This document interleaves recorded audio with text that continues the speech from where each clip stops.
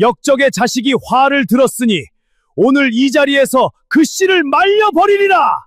하루아침에 영모의 집안으로 몰린 강씨 가문이었습니다. 아비는 옥에 갇히고 식솔은 뿔뿔이 흩어졌지요. 그런데 그 집 막내딸이 관아 마당 한복판에 홀로 섰습니다. 대들보에 내걸린 붉은 죄인 명단을 향해 17 어린 처녀가 활 시위를 팽팽하게 당겼습니다. 그런데 이 처녀가 활을 든 데에는 아무도 짐작하지 못한 사연이 하나 숨어 있었지요. 별이 야담에 오신 걸 환영합니다. 구독, 좋아요로 응원의 마음 전해주세요. 자, 그럼 오늘도 감동적인 옛날 이야기 지금 바로 시작합니다. 옛날 옛적 북쪽 끝 삭풍진이라는 변방의 진에 강윤이라는 무관이 살았습니다. 삭풍진은 오랑캐가 넘어오는 길목을 지키는 작은 성이었지요. 강윤은 그곳의 만호였습니다. 만호란 변방의 진을 맡아 지키는 무관을 이르는 말입니다. 눈보라가 반년을 몰아치은 땅이라 조정의 높은 벼슬아치들은 아무도 오려 하지 않았습니다. 그러나 강윤은 그 자리를 20해 넘게 지켰지요. 오랑캐도 강윤의 이름 석자를 들으면 함부로 넘어오지 못했습니다. 강윤에게는 늦둥이 막내딸이 하나 있었습니다. 이름은 여울이라 하였지요. 여울이 6살 되던 해봄이었지요. 아비는 어린 딸을 마당에 세워놓고 제 손보다 작은 활을 쥐어주었습니다. 여울아, 2 발을 어깨만큼 벌려보아라. 이렇게요, 아버지. 그렇지. 화살은 눈으로 쏘는 것이 아니라 숨으로 쏘는 것이니라. 여울은 고개를 갸웃했습니다. 6살 아이가 그 말을 어찌 다 알아들었겠습니까? 그래도 아비가 시키는 대로 작은 가슴을 크게 부풀렸다가 천천히 내쉬었지요. 볕에 그은 갸름한 얼굴에 땀방울이 맺혔습니다. 야무진 눈매가 저 멀리 짚으로 엮은 관역을 노려보았습니다. 그리고 손을 놓았지요. 화살은 관역 한참 아래 땅에 처박혔지요. 틀렸어요. 아버지, 틀린 게 아니다. 처음 쏜 화살이 땅에 꽂혔으면 그것으로 된 것이야. 그래도 관역을 못 맞췄는걸요. 관역은 100번을 쏘아 익히는 것이다. 오늘 한 번을 잘 쏜 것이 아니라 100번을 참은 것이 진짜 궁수를 만든다. 강윤은 딸의 머리를 쓸어 주었습니다. 손바닥이 나무 껍질처럼 거칠었지요. 그 거친 손으로 딸의 작은 손을 감싸 쥐었습니다. 내 손이 곧 우리 집이다. 여울아. 여울은 그 말뜻도 알지 못했습니다. 그저 아비의 손이 따뜻하다고만 여겼지요. 마당 한쪽에서는 어미 배씨가 삼배를 짜며 그 모습을 바라보고 있었습니다. 마른 몸에 튼 손을 가진 여인이었지요. 배씨는 방망이질을 멈추고 한숨을 삼켰습니다. 영감, 계집아이한테 활은 무슨 활이랍니까? 사내 아이만 활을 쏘라는 법이 어디 있소? 세상이 그렇지 않으니 하는 말이지요. 딸 자식이 활을 잘 쏜들 누가 알아준답니까? 곱게 길러 시집이나 보낼 것이지. 임자는 저 아이의 눈을 보시오. 저 눈은 그냥 두면 아까운 눈이오. 배 씨는 더 대꾸하지 못했습니다. 사실은 그도 알고 있었지요. 여울의 눈빛이 여느 계집아이와 다르다는 것을요. 그저 세상이 무서웠을 뿐입니다. 여울의 오라비 진우가 마당으로 들어선 것은 그때였습니다. 16 난 큰아들이었지요. 아비를 꼭 닮은 짙은 눈썹이 인상적이었습니다. 아버지, 저는 왜 요즘 안 가르쳐 주십니까? 너는 이미 다 배우지 않았느냐? 이제 여울이 차례다. 계집애가 활을 배워 어디에 씁니까? 활 잘 쏘는 신랑을 얻는 게 낫지요. 진우가 웃으며 놀렸습니다. 여울은 오라비를 향해 혀를 쏙 내밀었지요. 오라버니보다는 제가 나을걸요. 뭐라고? 이 조그만 게. 두고 보세요. 10살만 되면 오라버니를 이길 테니까요. 여울은 이를 악물고 다시 시위를 당겼습니다. 이번에는 화살이 관역 귀퉁이를 스쳤습니다. 어린 여울의 얼굴이 활짝 피었지요. 보셨어요? 아버지, 맞췄어요. 모았다. 잘하였다. 강윤의 목소리는 담담했습니다. 그러나 그 눈빛만은 여느 아비와 달랐지요. 세상이 딸의 재주를 우습게 여길 것을 그는 알고 있었습니다. 그래서 더 단단히 가르치려 하였는지도 모릅니다. 강유는 활을 거두어 딸의 손에 다시 쥐어 주었습니다. 붉은 물소 뿔을 이어 만든 각궁이었지요. 여울의 손에는 아직 큰 활이었습니다. 이 활은 앞으로 내 것이다. 제 것이요. 정말요? 그래, 잘 간수하거라. 활은 주인을 닮는 법이니 내가 곧고 굳세면 이 활도 곧고 굳세질 것이다. 강유는 각궁의 손잡이 안쪽을 딸에게 보여주었습니다. 그곳에는 작은 매화 한 송이가 낙인으로 찍혀 있었지요. 여기 이 매화가 보이느냐? 이것은 우리 집안의 표식이다. 이 활을 든 사람이 곧 우리 집안의 사람이라는 뜻이지. 매화요? 왜 하필 매화예요, 아버지? 매화는 가장 추운 때에 가장 먼저 꽃을 피우는 꽃이다. 겨울이 아무리 매서워도 봄을 잊지 않는 꽃이지. 우리 집안이 그런 집안이 되기를 바라는 마음이란다. 여울은 각궁을 두 팔로 꼭 끌어안았습니다. 그 순간 아비가 딸에게 무엇을 물려주려 했는지 어린 여울은 알지 못했습니다. 훗날 이 활 한 자루와 그 안에 새겨진 매화 한 송이가 무너진 집안을 다시 일으키게 될 줄 누가 상상이나 했겠습니까? 세월이 흘러 여울은 17 처녀가 되었습니다. 삭풍진의 봄과 겨울이 11번 오갔지요. 그동안 여울의 활솜씨는 나날이 깊어졌습니다. 이제는 백보박 참새의 눈도 맞힐 만큼이었지요. 오라비 진우도 어느새 누이의 솜씨를 당해 내지 못했습니다. 여울아, 오늘도 내가 이겼다.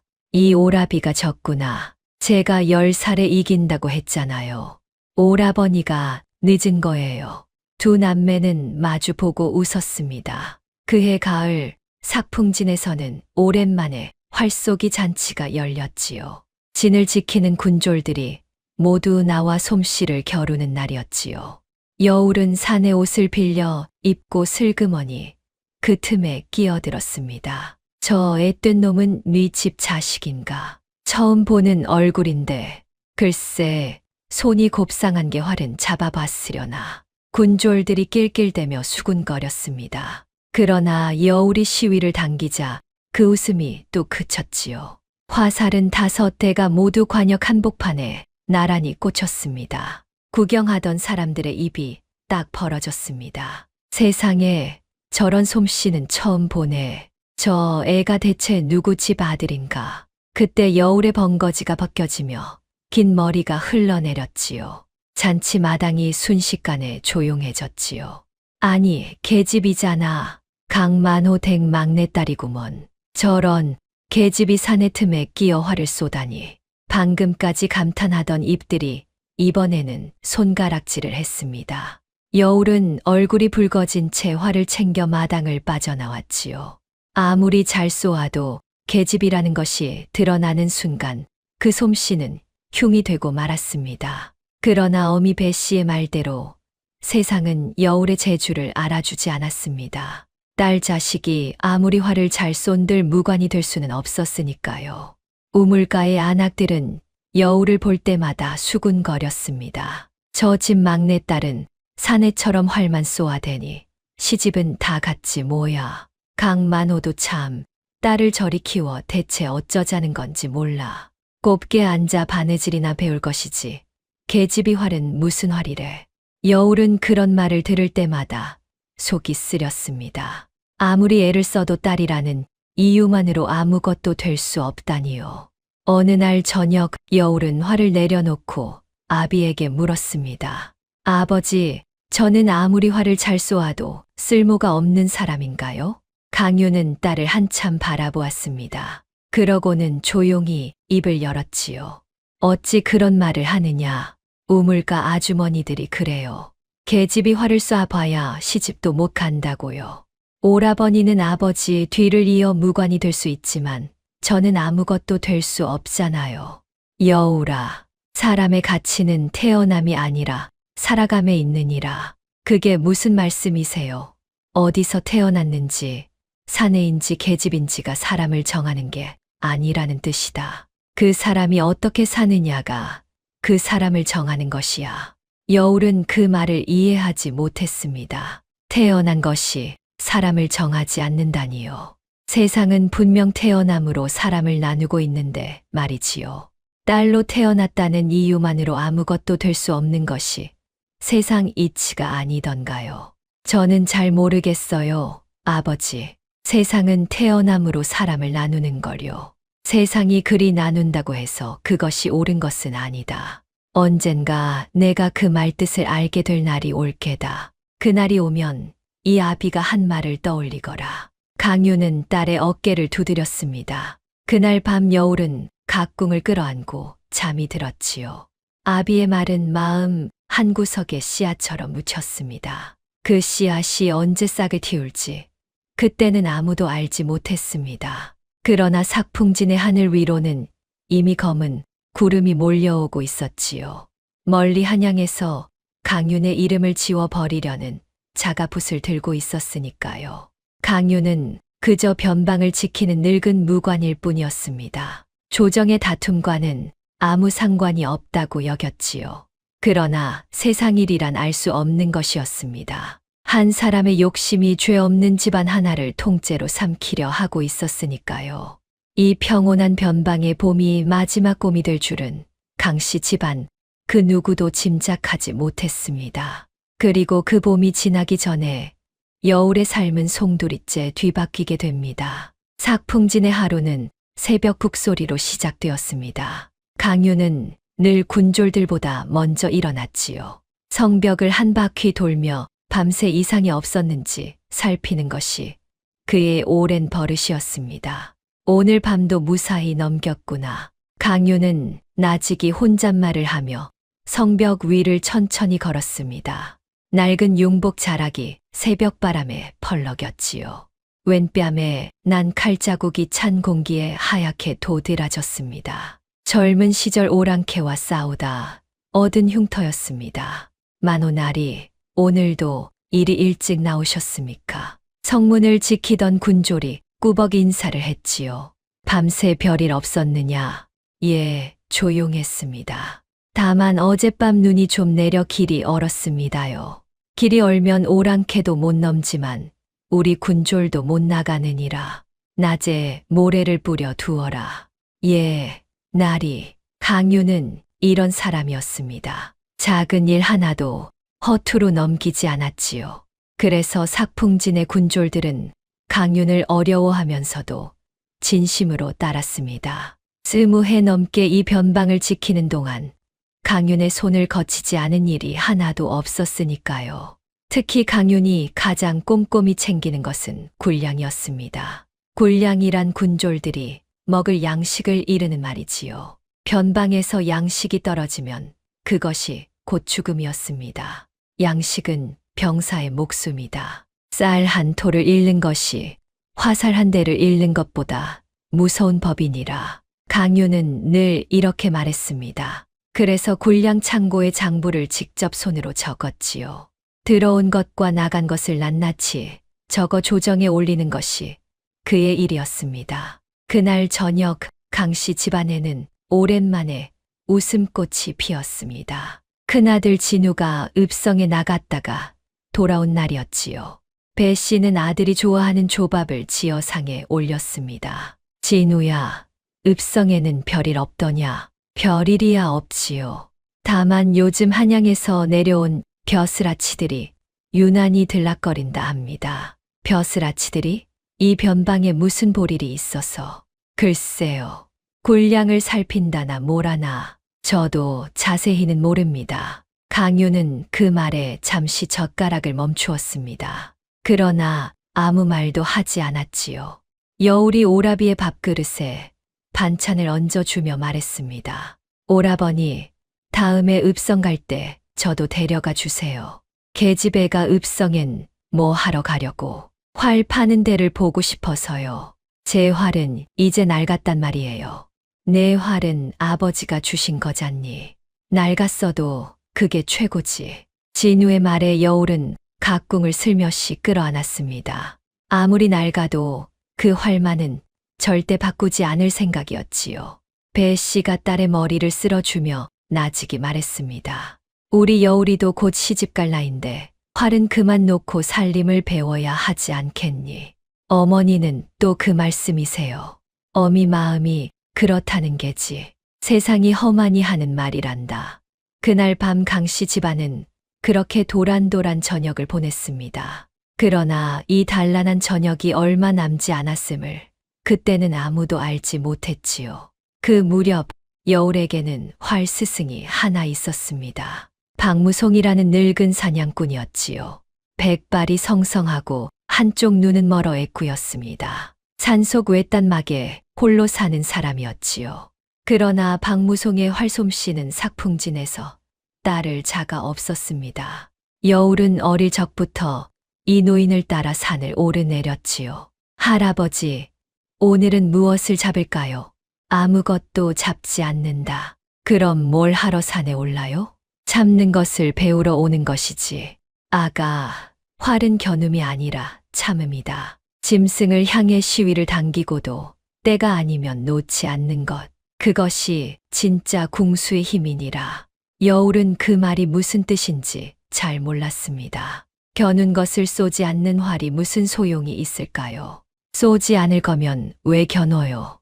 겨누되 참을 줄 아는 자만이 정말 쏘아야 할 때를 아는 법이다. 성난 김에 놓은 화살은 반드시 빗나가느니라. 그날 산속에서 노루 한 마리가 눈앞을 지나갔습니다. 여울은 반사적으로 활을 들어 겨누었지요.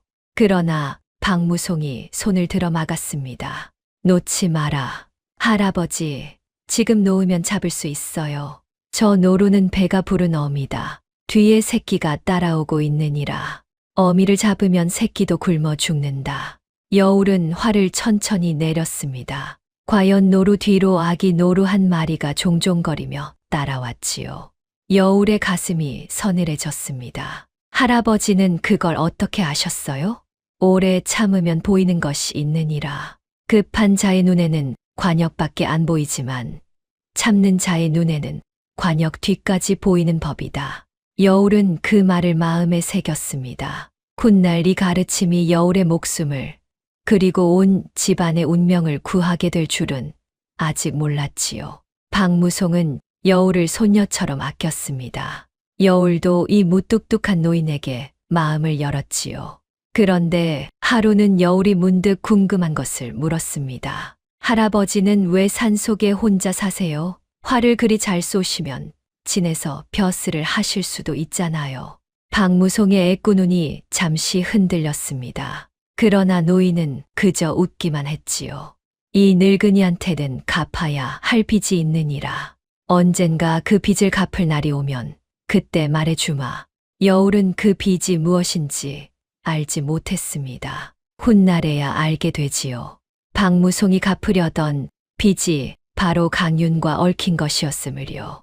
그러나 그것은 아직 먼 이야기였습니다. 그 무렵 삭풍진에는 이상한 일이 벌어지고 있었습니다. 어느 날 강윤이 굴량 창고의 장부를 살피다가 손을 멈추었지요. 며칠을 밤새 셈을 맞춰봐도 수가 맞지 않았습니다. 이상하구나. 분명 지난달에 쌀 500섬이 올라왔는데 창고에는 300섬밖에 없어. 강윤은 미간을 찌푸렸습니다. 2해 전부터 조금씩 어긋나던 셈이었지요. 처음에는 10섬, 20섬이었습니다. 그런데 이번에는 200섬이나 비었습니다. 창고지기를 불러오너라. 이윽고 늙은 창고지기가 벌벌 떨며 들어왔지요. 날이 소인은 아무것도 모릅니다. 장부에 적힌 대로 받고 적힌 대로 내주었을 뿐입니다요. 장부에 적힌 대로라면 300섬이 남아야 하는데 어찌 500섬이 남았다고 적혀 있느냐. 창고지기의 얼굴이 하얗게 질렸습니다. 소인은 그저 위에서 내려온 문서대로 적었을 뿐입니다. 한양 병조에서 내려온 문서였습니다요. 병조에서. 강윤의 눈빛이 서늘해졌습니다. 병조란 나라의 군사를 맡아보는 관청이었지요. 그 병조에서 내려온 문서에 거짓 숫자가 적혀 있다니 이것은 사실이 아니었습니다. 누군가 위에서 군량을 빼돌리고 그 흔적을 장부로 덮고 있다는 뜻이었으니까요. 이 문서를 내려보낸 자가 누구냐? 소인이 어찌 알겠습니까? 다만 문서 끝에 찍힌 도장이 창고지기가 말끝을 흐렸습니다. 강유는 문서를 집어들어 끝을 살폈지요. 그곳에는 병조참판의 도장이 선명하게 찍혀 있었습니다. 병조참판이란 병조에 버금가는 벼슬로 나라의 군사를 실제로 움직이는 자리였지요. 그 도장의 주인은 최관이라는 사람이었습니다.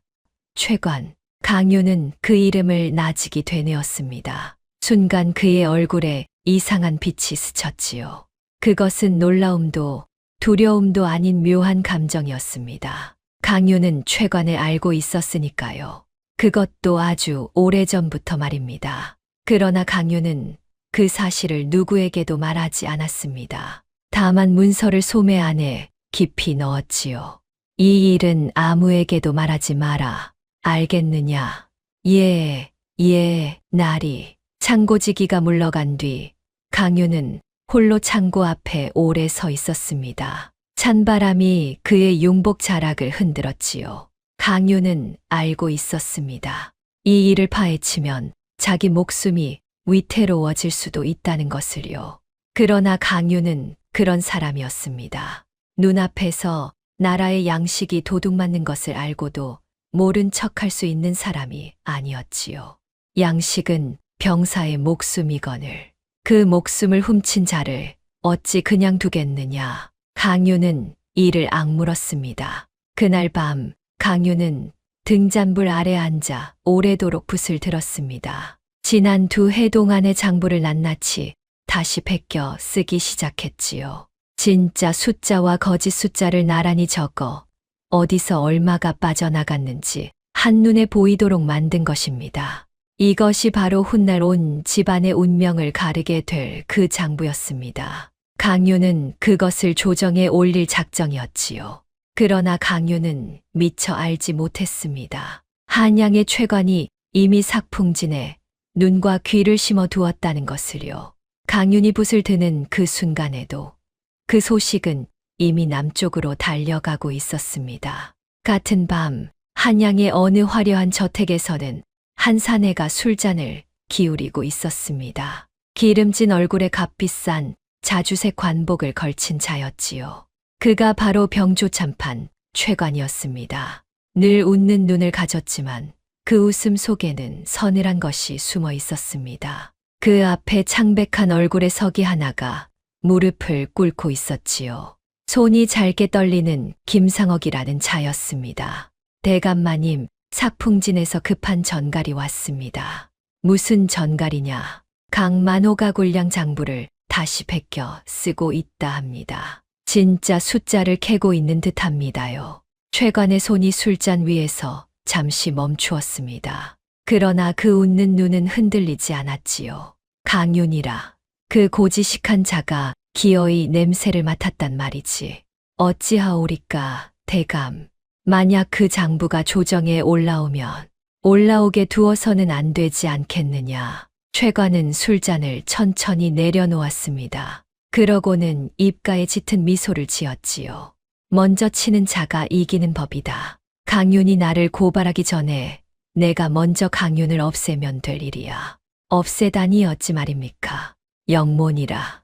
김상억의 얼굴이 흙빛이 되었습니다. 대감, 그건 죄 없는 사람을, 죄 없는 자가 어디 있느냐. 죄는 만들면 되는 것이다. 붓 한 자루면 충신도 역적이 되는 세상이거늘. 최관은 소리 없이 웃었습니다. 그날 밤 강윤을 역적으로 몰아넣을 위조 밀서가 그 저택 안에서 만들어지기 시작했지요. 강윤이 진실을 적는 그 시각에 최관은 거짓을 적고 있었던 것입니다. 그리고 세상은 늘 힘있는 자의 거짓을 먼저 믿는 법이었습니다. 사흘 밤을 세운 끝에 강윤은 마침내 장부를 다 베껴 썼습니다. 지난 2해 동안 빠져나간 군량이 무려 2,000섬에 달했지요. 그 쌀이면 삭풍진 군졸들이 새해는 먹을 양이었습니다. 강윤은 다 쓴 장부 사본을 등잔불에 비춰보며 이를 악물었습니다. 이만한 양식을 빼돌리고도 발 뻗고 자다니 하늘이 무섭지 않은 게냐. 그러나 강유는 신중한 사람이었지요. 이 장부를 함부로 지니고 다니다가는 도리어 빼앗길 수 있음을 알았지요. 그래서 강유는 사본을 2벌 만들었습니다. 한 벌은 조정에 올릴 것이었고 다른 한 벌은 만일을 위해 숨겨둘 것이었습니다. 강유는 딸의 방으로 조용히 들어갔지요. 여울은 각궁을 머리맡에 두고 곤히 잠들어 있었지요. 강유는 딸의 활집을 집어들었습니다. 그러고는 활집 바닥에 헝겊을 조심스레 뜯어냈지요. 미안하구나, 여울아. 이 아비가 내 활에 무거운 짐을 하나 지운다. 강유는 접은 장부 사본을 활집 바닥에 깔고 다시 헝겊을 꿰매 덮었습니다. 겉으로는 아무 표가 나지 않았지요. 세상에서 가장 안전한 곳은 아무도 의심하지 않는 곳이라 여긴 것입니다. 딸의 낡은 활집 안에 나라를 뒤흔들 증거가 숨겨질 줄 누가 짐작이나 하겠습니까? 강유는 잠든 딸의 이마를 오래도록 바라보았습니다. 부디 이 화를 잘 간수하거라. 이 아비가 너에게 남길 것은 이것뿐이니. 강유는 그렇게 중얼거리고 방을 나섰습니다. 그리고 다음 날 아침 조정으로 올릴 장부 사본을 보찜에 넣어 심부름꾼에게 맡겼지요. 그러나 강유는 몰랐습니다. 그 심부름꾼이 이미 최관에게 매수되어 있었다는 것을요. 보찜은 한양으로 가는 대신 곧장 최관의 손으로 들어갔습니다. 그리고 최관은 그 장부를 불태워 버렸지요. 이제 증거는 사라졌다. 남은 건 강윤의 입뿐이니 그 입을 영원히 다물게 하면 될 일이야. 그로부터 며칠 뒤였습니다. 삭풍진 성문 앞에 한 무리의 군사가 들이닥쳤습니다. 한양 의금부에서 내려온 자들이었지요. 의금부란 나라의 큰 죄인을 다스리는 관청을 이르는 말입니다. 그들의 손에는 붉은 도장이 찍힌 문서 한 장이 들려 있었습니다. 삭풍진 만호 강윤은 어명을 받으라. 강윤이 마당으로 나섰습니다. 의금부 도사가 문서를 펼쳐 큰 소리로 읽었지요. 강윤은 오랑캐와 몰래 내통하여 나라를 팔아넘기려 한 역적이다. 그 증거로 오랑캐에게 보낸 밀서가 발각되었으니 당장 한양으로 압송하라. 무엇이라? 내가 오랑캐와 내통을 했다고? 강윤은 기가 막혔습니다. 20해 넘게 오랑캐를 막아 온 자신에게 내통이라니요. 그런데 도사가 내민 밀서를 본 순간 강윤의 얼굴이 하얗게 질렸습니다. 그 밀서에는 분명 강윤의 글씨체가 강윤의 도장이 찍혀 있었으니까요. 감쪽같이 위조된 것이었습니다. 이것은 내 글씨가 아니다. 누군가 나를 모함하는 것이야. 닥쳐라, 역적. 증거가 이리 명백한데 무슨 변명이냐. 이 밀서는 위조다. 나는 최관이 군량을 빼돌린 것을 알고 이를 고하려던 것뿐이다. 강윤이 외쳤습니다. 그러나 아무도 그 말을 믿지 않았지요. 힘없는 변방 무관의 말과 나라 군사를 쥔 병조참판의 도장 중에서 세상이 무엇을 믿겠습니까? 도사는 코웃음을 쳤습니다. 병조참판 대감을 모함하다니 죄 위에 죄를 더하는구나. 저 역적을 당장 포박하라. 군사들이 강윤에게 달려들었습니다. 강윤은 저항하지 않았지요. 다만 끌려나가면서 큰아들 진우를 향해 눈짓을 보냈습니다. 진우는 아비의 눈빛을 읽었습니다. 어젯밤 강윤이 남몰래 아들에게 건넨 것이 하나 있었으니까요. 화살 한 대였습니다. 겉으로는 여느 화살과 다를 바 없었지만 그 화살대 속에는 강윤이 손수 적은 밀지가 숨겨져 있었지요. 진우야, 이 화살을 목숨처럼 지켜라. 그리고 때가 오기 전에는 절대 열지 마라. 알겠느냐? 아버지, 이게 무엇입니까? 우리 집안을 구할 마지막 화살이다. 나에게 무슨 일이 생기거든 이 화살이 답을 줄 것이야. 진우는 그 뜻을 다 알지 못했습니다. 그러나 아비의 표정이 예사롭지 않음을 느꼈지요. 그래서 화살을 품에 깊이 감추었습니다. 강윤이 끌려나가자 배 씨가 맨발로 뛰쳐나와 남편의 옷자락을 붙잡았습니다. 영감, 이게 무슨 일입니까? 영감이 무슨 죄를 지었다고? 임자, 정신 차리시오. 나는 죄가 없소. 반드시 진실이 밝혀질 것이니 그때까지 살아만 있어 주시오. 영감, 영감. 배 씨의 통곡이 마당을 가득 채웠지요. 그러나 군사들은 강윤을 짐짝처럼 끌고 갔지요. 그것이 강씨 집안이 본 강윤의 마지막 모습이었습니다. 소란에 잠이 깬 여울이 방에서 뛰어나온 것은 그때였습니다. 아버지, 아버지를 어디로 데려가는 거예요? 여울은 아비를 쫓아 성문까지 달려갔지요. 그러나 군사들의 창이 여울의 앞을 막아섰지요.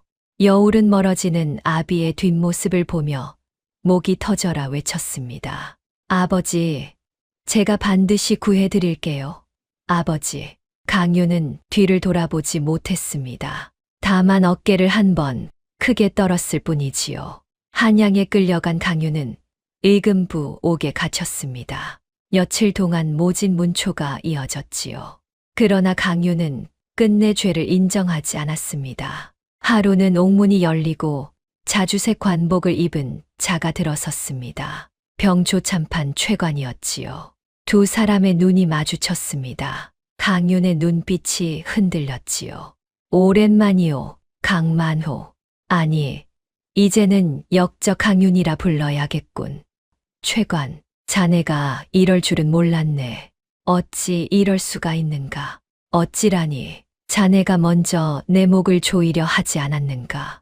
굴량 장부를 캐고 다녔으니 말이야.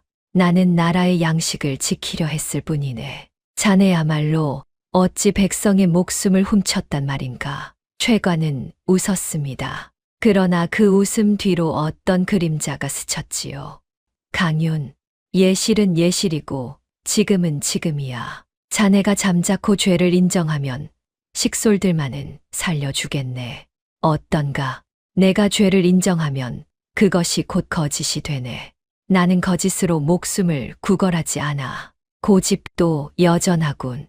그 고집이 자네 집안을 통째로 무너뜨릴 걸세. 최관은 차갑게 내뱉고 돌아섰습니다. 강윤은 그 뒷모습을 보며 무언가를 말하려다 입을 다물었지요. 두 사람 사이에는 세상이 알지 못하는 오랜 사연이 하나 있었습니다. 그러나 강윤은 끝내 그것을 입에 담지 않았습니다. 재앙은 거기서 그치지 않았지요. 역적의 집안은 온 식솔이 벌을 받는 법이었으니까요. 사흘 뒤 군사들이 다시 강씨 집을 찾아왔습니다. 이번에는 어미 배 씨를 끌어내기 위해서였지요. 역적의 처는 관노로 삼으라는 어명이다. 어서 나오너라. 관노란 관아에 속하여 종처럼 부려지는 신세를 이르는 말입니다. 배 씨는 저항하지 못했습니다. 다만 딸의 손을 마지막으로 꼭 쥐었지요. 여울아, 이 어미는 괜찮다. 너는 반드시 살아남아라. 살아만 있으면 언젠가 다시 만날 날이 온다. 어머니, 안 돼요, 어머니. 울지 마라. 내 아비가 죄가 없음을 이 어미는 안다. 언젠가 그 진실이 밝혀질 게야. 그때까지 부디 살아다오. 배 씨는 그렇게 끌려갔습니다. 여울은 어미의 뒷모습을 향해 달려가려 했지요. 그 순간 여울의 눈에 관아 마당 대들보에 내걸린 것이 보였습니다. 붉은 글씨로 적힌 죄인 명단이었지요. 그 맨 앞에 아비의 이름 석자가 역적으로 적혀 있었습니다. 여울의 두 눈에서 불이 일었습니다. 여울은 저도 모르게 각궁을 들어 그 붉은 명단을 향해 시위를 팽팽히 당겼지요. 내 아버지는 역적이 아니야. 이 거짓 명단을 찢어버릴 테야. 바로 그때 늙은 손 하나가 여울의 어깨를 붙잡았습니다. 박무송이었습니다.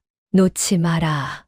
아가, 할아버지, 저 명단이 제 아버지를 역적으로 만들었단 말이에요. 화살 한 대로 저 명단을 찢은들 무엇이 달라지겠느냐. 군사들의 창에 내가 먼저 꿰뚫일 뿐이다. 성난 김에 놓은 화살은 반드시 빗나간다 하지 않았느냐.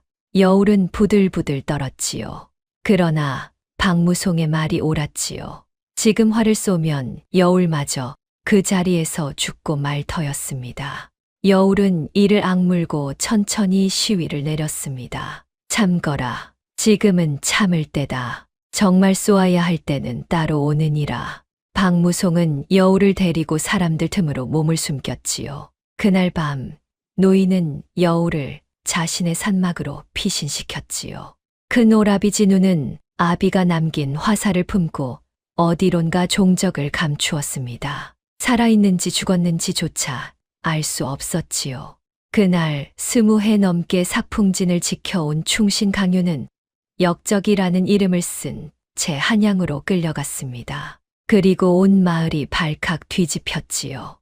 어제까지 강만호라 우러르던 이웃들이 오늘은 역적의 집이라며 손가락질을 했습니다. 세상 인심이란 그렇게 무서운 것이었습니다. 아비는 옥에, 어미는 관노로, 오라비는 어디론가 사라지고 이제 남은 것은 17 여울과 낡은 각궁 한 자루뿐이었지요. 강씨 집안의 봄은 그렇게 하루아침에 무너져 내렸습니다. 산막의 등잔불 아래에서 여울은 각궁을 끌어안고 밤새 흐느꼈지요.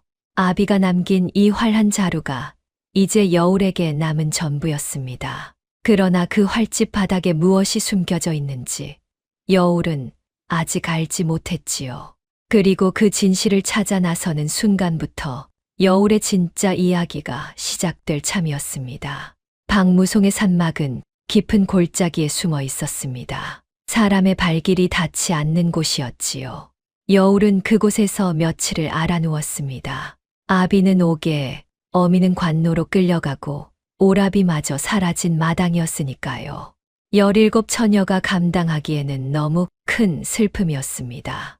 아버지, 어머니, 오라버니, 여울의 입에서는 그저 가족의 이름만이 힘없이 새어 나올 뿐이었습니다. 박무송은 말없이 미음을 끓여 날랐지요. 아무것도 먹지 못하면 몸이 먼저 무너진다. 한 술이라도 뜨거라. 할아버지, 저는 이제 어떻게 살아요? 아버지도, 어머니도, 오라버니도 다 잃었는데요. 잃은 게 아니다. 아직 다들 살아있느니라. 살아있으면 되찾을 수 있는 것이야. 여울은 눈물을 훔쳤습니다. 그러나 마음속에서는 두려움과 분노가 뒤엉켜 소용돌이쳤지요. 산막의 밤은 길고 깊었습니다. 창호지 문틈으로 스며드는 바람이 등잔불을 흔들었지요.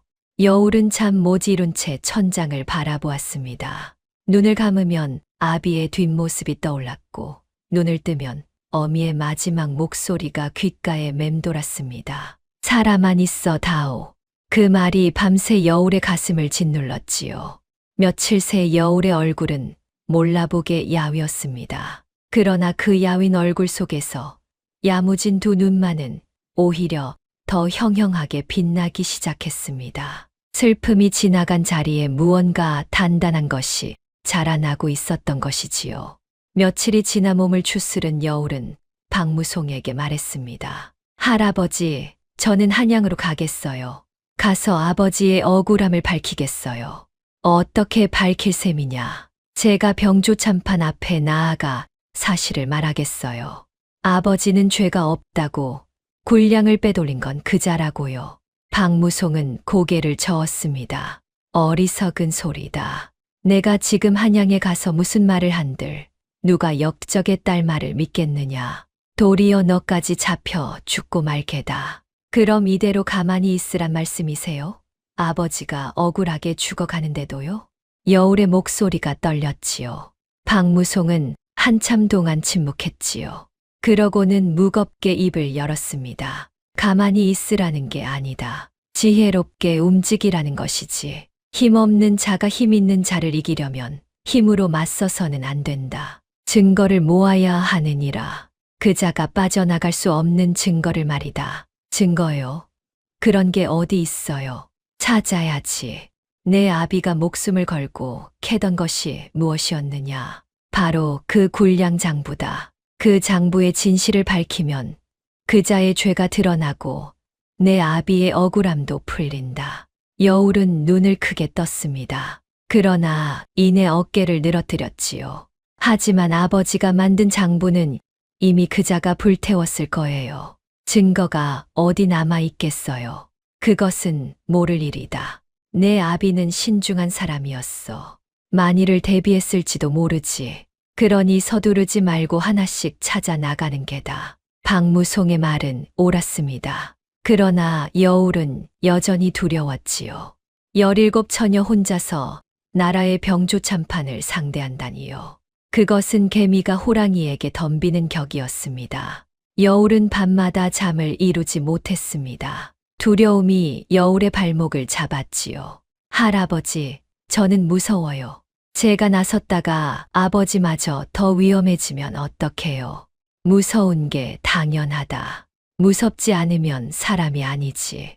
그러나 여울아, 무서움에 지면 아무것도 못한다. 무서움을 안고도 한 걸음 내딛는 것, 그것이 용기니라. 박무송은 여울의 손에 각궁을 쥐어 주었습니다. 이 활을 기억하느냐? 내 아비가 준 활이다. 활은 겨눔이 아니라 참음이라 하였지. 지금은 참을 때다. 참으면서 힘을 기르고 증거를 모으고 때를 기다리는 것이야. 정말 쏘아야 할 때가 오면 그때 이 활로 진실을 쏘는 게다. 여울은 각궁을 내려다보았습니다. 아비의 목소리가 귓가에 맴돌았지요. 내 손이 곧 우리 집이다. 그 말뜻을 이제야 어렴풋이 알 것 같았습니다. 이 활을 든 여울의 손이 무너진 집안을 다시 세울 유일한 손이었으니까요. 그러던 어느 날이었습니다. 여울이 산막 앞에서 활을 손질하고 있는데 박무송이 낯선 이야기를 꺼냈습니다. 여울아, 이 늙은이가 너에게 진작했어야 할 이야기가 있다. 무슨 이야기요? 할아버지, 내가 왜 이 산속에 숨어 사는지, 왜 너를 손녀처럼 아끼는지 궁금하지 않았느냐? 여울은 고개를 끄덕였지요. 박무송의 애꾸 눈이 먼 산을 바라보았지요. 나는 젊은 시절 내 아비 밑에서 군졸로 있었느니라. 오랑캐와 싸우다 이 눈을 잃었지. 다들 나를 쓸모없는 애꾸라며 내쳤을 때 오직 내 아비만이 나를 거두어 주었다. 나에게 활을 다시 쥐어준 사람이 바로 내 아비다. 아버지가요? 그래, 나에게 내 아비는 은인이니라. 그 은인의 집안이 무너지는 것을 어찌 두고 보겠느냐. 이 늙은이의 남은 목숨은 이제 너를 지키는 데 쓸 것이다. 여울의 눈에 눈물이 고였습니다. 아비가 뿌린 정이 이렇게 돌아오는구나 싶었지요. 세상이 강씨 집안을 역적의 집이라 손가락질할 때도 이 늙은 사냥꾼만은 옛 은혜를 잊지 않고 여울의 곁을 지키고 있었습니다. 사람의 정이란 이런 것이었습니다. 태어남이나 신분과는 아무 상관이 없는 것, 오직 살아온 세월과 마음으로만 쌓이는 것이었지요. 여울은 문득 아비의 말이 떠올랐습니다. 사람의 가치는 태어남이 아니라 살아감에 있느니라. 그때는 이해하지 못했던 그 말이 이 순간 조금씩 마음에 스며들기 시작했습니다. 상대는 나라의 군사를 손에 쥔 병조참판이었습니다. 조정의 대신들도 함부로 대들지 못하는 자였지요. 그런 거대한 힘 앞에서 여울이 가진 것이라고는 낡은 활 한 자루와 아비의 가르침뿐이었습니다. 그러나 여울은 알았습니다. 아무리 두려워도 물러서는 순간 아비도 어미도 영영 돌아오지 못한다는 것을요. 물러서지 않아. 무서워도 한 걸음씩. 여울은 스스로에게 다짐하듯 나직이 되뇌었습니다. 그러고는 각궁을 꼭 쥐고 자리에서 일어섰습니다. 마음속의 두려움이 완전히 사라진 것은 아니었습니다. 그러나 이제 여울은 결심했지요. 할아버지, 저 하겠어요. 아버지의 억울함을 밝히고 어머니를 되찾고 이 집안을 다시 세우겠어요. 무서워도 한 걸음 내딛겠어요. 그래야 내 손녀지. 박무송의 주름진 얼굴에 처음으로 웃음이 번졌습니다. 다만 명심하거라.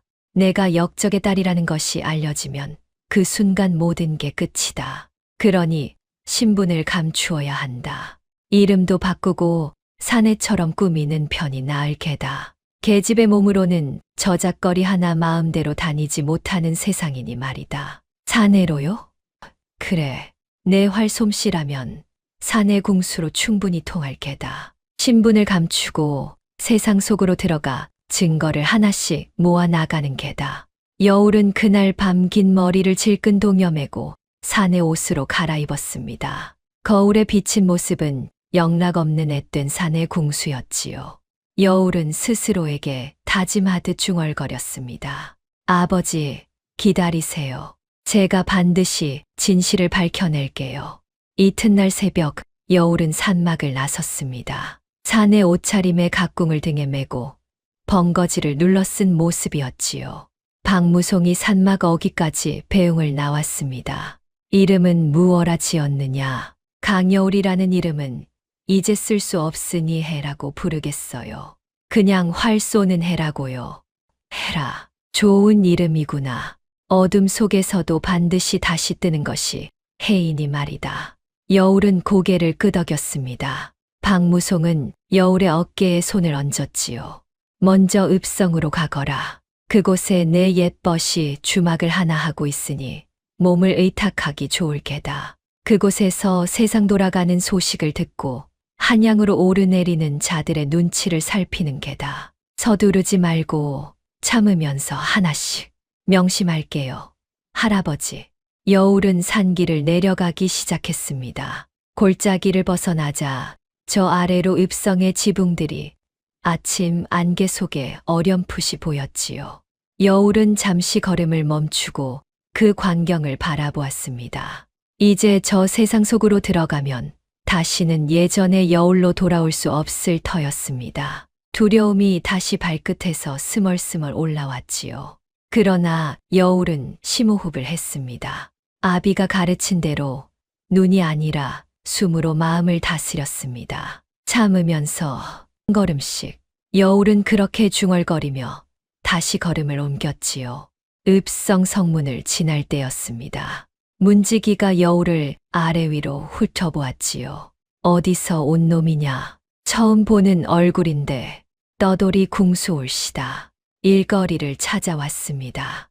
여울은 애써 목소리를 굵게 냈습니다. 문지기는 여울의 등에 맨 각궁을 흘끔 보더니 콧방귀를 뀌었지요. 궁수라, 그 낡은 활로 뭘 쏘겠다는 게냐? 어린 게 허풍은. 여울은 대꾸하지 않고 성문을 지났습니다. 심장이 쿵쿵 뛰었지요. 그러나 사내로 통했다는 안도감도 함께 밀려왔습니다. 첫 관문을 넘은 것입니다. 이렇게 하여 여울은 돌이킬 수 없는 길로 발을 내딛었습니다. 17 처녀가 신분을 감추고 나라의 거대한 거짓과 홀로 맞서기로 한 것이지요. 이 결심이 여울을 어떤 험한 길로 이끌지 그때는 아무도 알지 못했습니다. 그러나 한 가지만은 분명했습니다. 이제 여울은 더 이상 울기만 하는 계집아이가 아니었다는 것을요. 읍성의 아침 햇살이 여울의 굳은 얼굴 위로 쏟아졌습니다. 그 햇살 속으로 새로운 이름 해를 가진 어린 궁수가 성큼성큼 걸어 들어갔지요. 무너진 집안을 다시 세우기 위한 여울의 긴 싸움이 바로 그 아침부터 시작되고 있었습니다. 읍성에 든 여울은 박무송이 일러준 주막을 찾아갔습니다. 늙은 주모가 눈을 가늘게 뜨고 여울을 살폈지요. 박영감이 보냈다고 그 애꾸 노인네가 아직 살아 있었구먼. 좋다. 뒷방을 하나 내주마. 대신 밥값은 내 활로 벌어야 할 게다. 활로요? 이 근방에 도적이 들끓어 상단들이 호위를 구하고 있느니라. 활 좀 쏜다는 젊은 것들이 심심찮게 일거리를 얻어가지. 여울은 고개를 끄덕였습니다. 마침 잘된 일이었지요. 세상 속으로 들어가 이런저런 사람을 만나다 보면 언젠가 아비의 억울함을 풀 실마리도 잡을 수 있을 터였습니다. 그렇게 여울의 떠돌이 궁수 생활이 시작되었습니다. 그러던 어느 날이었지요. 여울이 산길을 넘어 이웃 고을로 심부름을 가던 참이었지요. 산모퉁이를 돌아서는데 저 아래 골짜기에서 다급한 외침이 들려왔습니다. 사람 살려. 도적이요. 여울이 달려가 보니 한 나그네가 도적 세색에 둘러싸여 있었습니다. 남색 도포를 입은 30 남짓한 사내였지요. 서늘한 눈매를 가진 그 사내는 칼을 뽑아 맞섰지만 셋을 당해 내지는 못하고 있었습니다. 도적 하나가 사내의 등 뒤로 칼을 치켜들었지요. 이놈, 목숨이 아깝거든 보찜을 내놓아라. 바로 그 순간이었습니다. 여울은 등에서 각궁을 뽑아 시위를 당겼지요. 화살은 바람을 가르며 날아가 도적이 치켜든 칼자루를 정확히 맞췄습니다. 칼이 저만치 튕겨 나갔지요. 웬 놈이냐? 도적들이 화들짝 놀라 뒤를 돌아보았습니다. 여울은 이미 두 번째 화살을 매기고 있었지요. 다음 화살은 칼자루가 아니라 내 놈 손목을 맞힐 것이다. 목숨이 아깝거든 썩 물러가라. 여울의 목소리는 낮고 단단했습니다. 도적들은 여울의 활솜씨를 보고 겁을 먹었지요. 방금 그 거리에서 칼자루를 맞히다니 보통 솜씨가 아니었으니까요. 도적들은 서로 눈치를 보다가 이내 꽁무니를 빼고 달아났습니다. 여울은 활을 거두고 나그네에게 다가갔지요. 다치신 데는 없으십니까? 덕분에 목숨을 건졌소. 참으로 놀라운 솜씨구려. 그 나이에 어디서 그런 활을 배웠소? 떠돌이 궁수올시다. 그저 밥벌이로 익힌 활이지요. 나그네는 여울을 유심히 바라보았습니다. 그 서늘한 눈이 여울의 각궁에 오래 머물렀지요. 떠돌이 궁수의 활이라기에는 너무 곱게 만든 각궁이요. 물소 뿔을 이어 만든 데다 손잡이 세공이 예사롭지 않구려. 이건 이름난 장인의 솜씨인데 여울은 뜨끔했습니다. 이 사내는 눈썰미가 보통이 아니었지요. 여울은 얼른 활을 등 뒤로 감추었습니다. 물려받은 것입니다. 자, 갈 길이 바쁘니 이만. 잠깐, 은혜를 입고 이름도 모른 채 보낼 수는 없소. 나는 심열이라 하오. 그대는 해라고 부르시면 됩니다. 해라, 좋은 이름이요. 언젠가 다시 만나면 그때는 술이라도 한 잔 사겠소. 여울은 고개만 까딱하고 서둘러 자리를 떴습니다. 그러나 심열이라는 사내는 여울의 뒷모습을 오래도록 바라보았지요. 여울은 몰랐습니다. 이 남색 도포의 사내가 실은 임금의 밀명을 받고 지방을 살피러 다니는 암행어사라는 것을요. 암행어사란 임금이 몰래 보내어 벼슬아치들의 잘잘못을 살피게 하는 특별한 관리를 이르는 말입니다. 그리고 이 만남이 훗날 여울의 운명을 어떻게 바꾸어 놓을지도 그때는 알 수 없었습니다. 며칠 뒤 여울은 다시 그 사내와 마주쳤습니다. 읍성 저작거리의 한 국밥집에서였지요. 심열이 여울을 알아보고 손을 들었습니다. 이거 인연이구려. 지난번 약속한 술을 오늘 사도 되겠소. 여울은 사양했지만 심열은 기어이 여울을 자리에 앉혔습니다. 술이 한 순배 돌자 심열이 넌지시 물었지요. 해라 하였소. 그대는 왜 그리 세상에 화가 나 있소? 제가 화가 나 있다니요. 화를 쏘는 눈빛이 그렇더이다. 밥벌이로 화를 쏘는 자의 눈이 아니라 무언가를 겨누는 자의 눈이었소. 무엇이 그리 그대를 아프게 하오? 여울은 흠칫했습니다. 이 사내는 사람의 속을 꿰뚫어 보는 듯했지요.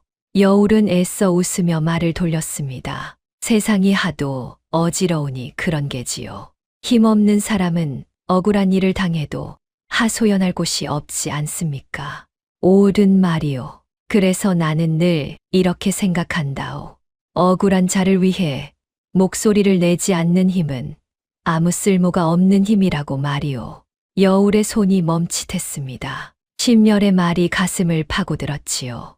활도 마찬가지 아니겠소. 그대의 그 놀라운 활솜씨도 짐승이나 도적을 잡는 데만 쓰면 아깝지 않겠소. 정말 억울한 사람을 구하는 데 쓴다면 그것이야말로 활의 참뜻일 텐데 말이오. 활이 참뜻이요? 그렇소. 힘이란 약한 자를 위해 쓰일 때 비로소 값진 것이요. 나는 그렇게 믿고 살아가고 있소. 여울은 그 말을 마음에 새겼습니다. 아비가 말한 참음, 박무송이 말한 때, 그리고 이 사내가 말한 활의 참뜻이 어쩐지 하나로 이어지는 듯 했지요. 언젠가 이 가르침이 여울의 마지막 화살을 이끌게 될 줄은 그때는 아무도 알지 못했습니다. 두 사람은 그날 밤 늦도록 이야기를 나누었지요. 여울은 오랜만에 마음 한 구석이 따뜻해지는 것을 느꼈습니다. 그 무렵부터 여울의 활솜씨는 입성의 소문이 나기 시작했습니다. 산길에서 도적을 물리쳤다는 이야기가 입에서 입으로 퍼졌지요. 그러던 어느 날 주막에 험상궂은 무렵에 몇이 들이닥쳤습니다. 근방을 주름잡는 왈패들이었지요. 그들은 주모에게 자릿세를 뜯어내려 했습니다. 할멈, 이 목 좋은 자리에서 장사를 하려면 우리한테 인사를 해야지. 안 그런가? 아이고, 나리들. 이 늙은이가 무슨 돈이 있다고 돈이 없으면 몸으로 갚든지 어디 한번 혼쭐이 나봐야 정신을 차리겠구먼. 무렵의 하나가 주모의 멱살을 잡으려 했습니다. 그 순간 여울이 자리에서 일어섰지요. 손을 놓으시오. 뭐야, 이 조그만 게. 넌 또 뭐냐? 이 집의 신세를 지는 사람이오. 은혜를 갚아야 하니 이 할머니께 함부로 하는 것은 못 본 척할 수가 없구려. 무례배들이 껄껄 웃었습니다. 그러고는 여울에게 우르르 달려들었지요. 그러나 여울은 몸을 날려 벽에 걸린 활을 낚아챘습니다. 그리고 눈 깜짝할 사이에 화살 3대를 날렸지요. 화살은 무례배들의 옷깃과 소매자락을 꿰어 벽에 박아 버렸습니다. 사람은 하나도 다치지 않았지만 셋 다 벽에 매달린 꼴이 되고 말았지요. 이은 움직이면 다음엔 옷이 아니라 살을 맞힐 것이요. 앞으로 이 근방에 얼씬거리지 마시오. 무례배들은 겁에 질려 벌벌 떨었습니다. 여울이 화살을 뽑아주자 그들은 걸음아 나 살려라 도망쳤지요. 주막에 있던 사람들이 입을 딱 벌렸습니다. 세상에 저 어린 궁수 좀 보게. 저런 솜씨는 난생 처음 보네. 이름이 해라던가 대단한 젊은이일세. 그날 이후 궁수해의 이름은 입성 곳곳에 퍼졌습니다.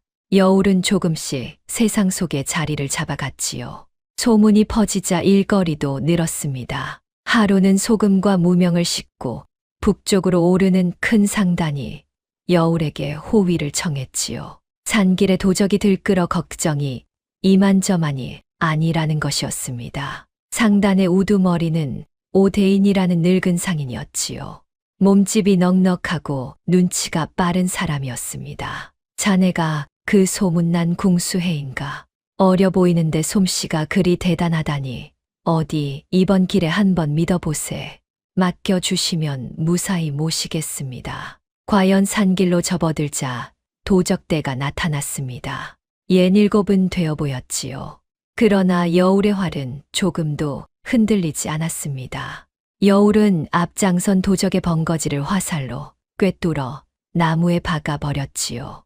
이어 두목의 발치에 화살을 잇따라 꽂아 길을 막았습니다. 한 발짝만 더 다가오면 다음 화살은 발치가 아니다. 목숨이 아깝거든 물러가라. 도적들은 여울의 서슬에 눌려 슬금슬금 물러났습니다. 상단은 짐 하나 잃지 않고 무사히 고개를 넘었지요. 오대인은 감탄을 금치 못했습니다.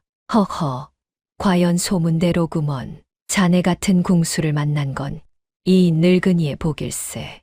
그날 밤 상단이 주막에 들어 쉴 때였습니다.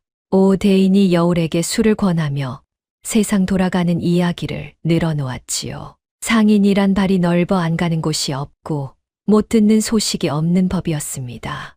요즘 북쪽 변방 인심이 흉흉하다네. 삭풍진이라고 오랑캐를 막던 진이 있었는데 그곳 만호가 영모로 잡혀갔다지 뭔가. 여울의 손이 멈칫했습니다. 그러나 애써 태연한 척 물었지요. 영모라니 그게 사실입니까? 글쎄 그게 좀 이상한 이야기라네. 내가 그쪽으로 소금을 대던 사람인데 그 강만호로 말하자면 대쪽 같은 사람이었거든. 굴량 한 톨도 허투루 안 쓰던 양반이야. 그런 사람이 오랑캐랑 내통을 했다니 도무지 믿기지가 않아. 그럼 어찌 그런 일이? 내 생각엔 말일세. 오대인이 목소리를 낮추었습니다. 그 뒤에 한양병조 참판이 있다는 소문이 파다해. 요 몇 해 삭풍진으로 가야 할 굴량이 중간에서 자꾸 새어 나갔거든. 그 쌀이 다 어디로 갔겠나.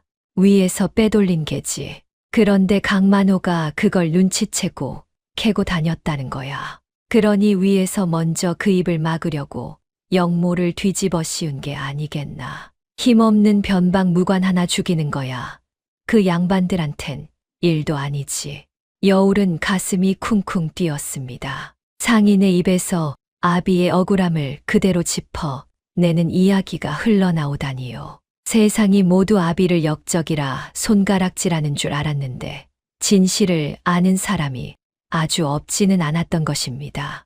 여울은 떨리는 목소리를 감추며 물었습니다. 그 병조참판이라는 자가 누구입니까? 최관이라는 자일세. 늘 웃는 낯을 하고 있지만 속은 시커먼 자라더군. 뇌물로 그 자리까지 올라간 위인이라 아래 위로 손이 안 뻗친 데가 없다네. 어휴, 이런 이야기는 함부로 하는 게 아닌데 자네니까 하는 걸세. 입 조심하게나 명심하겠습니다. 여울은 그날 밤 잠을 이루지 못했습니다. 최관이라는 이름 석자가 머릿속에서 떠나지 않았지요. 군량을 빼돌리고 그것을 덮기 위해 죄 없는 아비를 역적으로 몰아넣은 자. 이제 여울은 적의 이름을 알았습니다. 그러나 이름만으로는 아무것도 할 수 없었지요. 그 자의 죄를 세상에 드러낼 증거가 필요했습니다. 여울은 각궁을 끌어안고 다짐했습니다. 반드시 찾아내고 말 테야. 아버지의 억울함을 씻어줄 그 증거를. 그러나 이 증거가 생각보다 가까운 곳에 바로 여울의 손 안에 이미 숨어 있었다는 것을 여울은 아직 알지 못했지요. 여울의 진짜 싸움은 이제부터가 시작이었습니다. 이름이 알려진다는 것은 숨어야 할 자에게는 곧 위험이기도 했으니까요. 그 무렵 읍성에서는 해마다 열리는 큰 활쏘기 대회가 다가오고 있었습니다.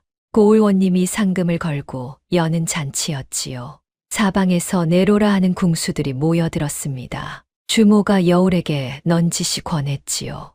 해야, 너도 한번 나가보지 그러느냐. 상금이 제법 두둑하다더라.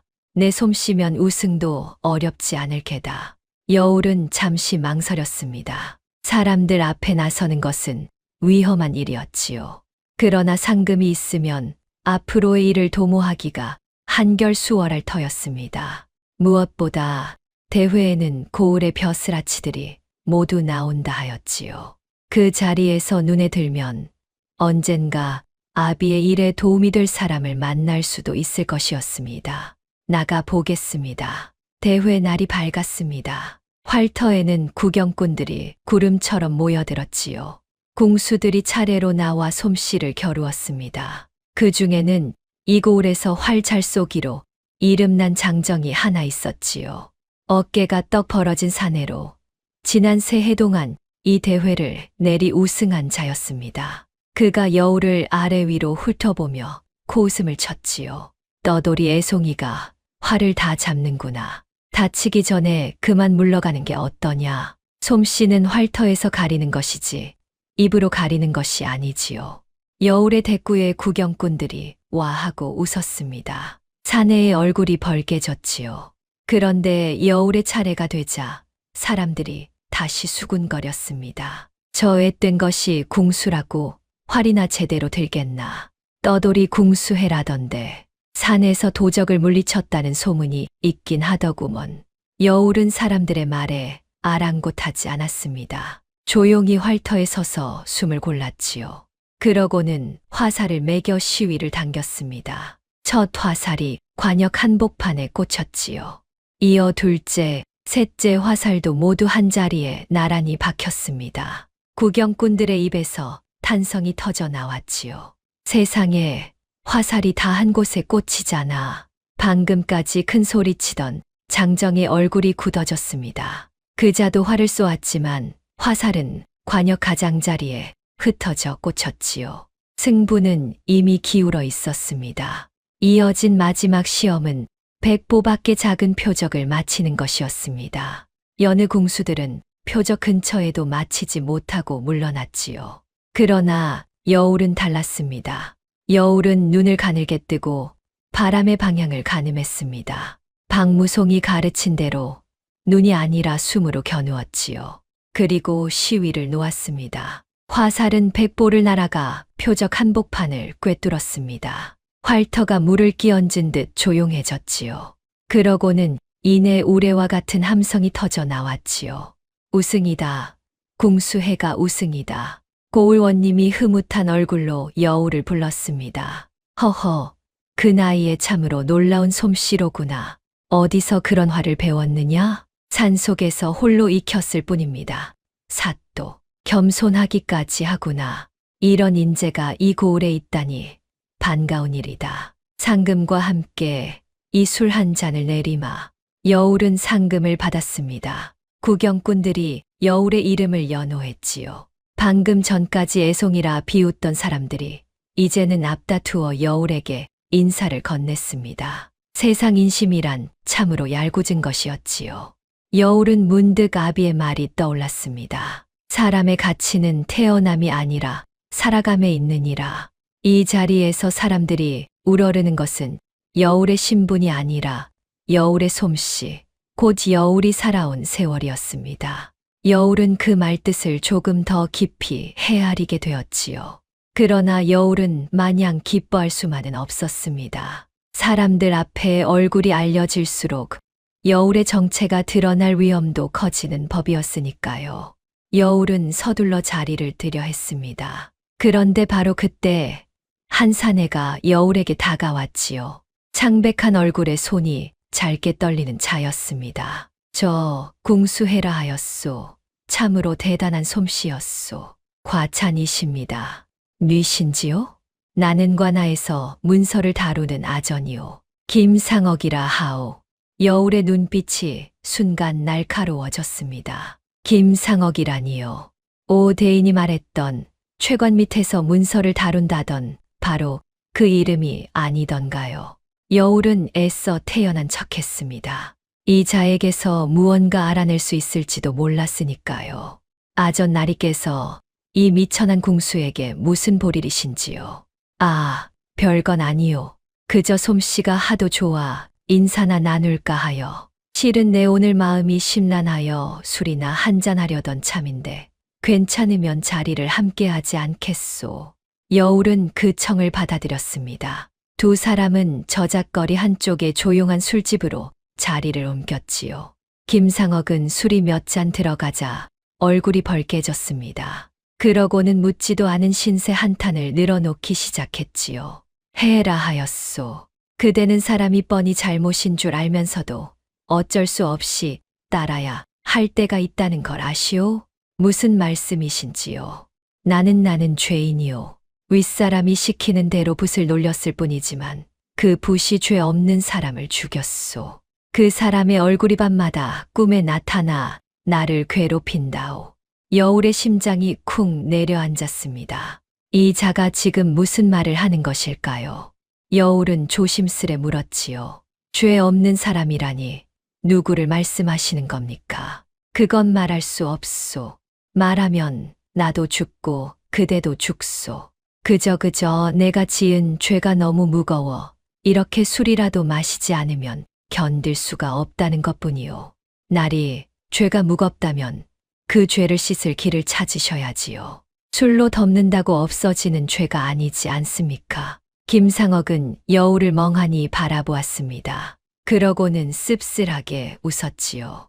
씻을 길이라. 그런 게 있으면 얼마나 좋겠소. 나 같은 미천한 아전이 무슨 힘이 있어 그 죄를 씻겠소. 윗분의 소나귀에서 벗어나는 순간 나와 내 식구는 목숨을 부지하지 못하오.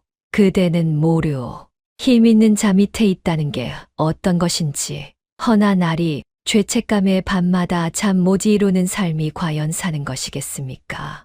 언젠가 진실을 밝힐 용기를 내는 자에게 하늘은 반드시 길을 열어준다고 저는 믿습니다.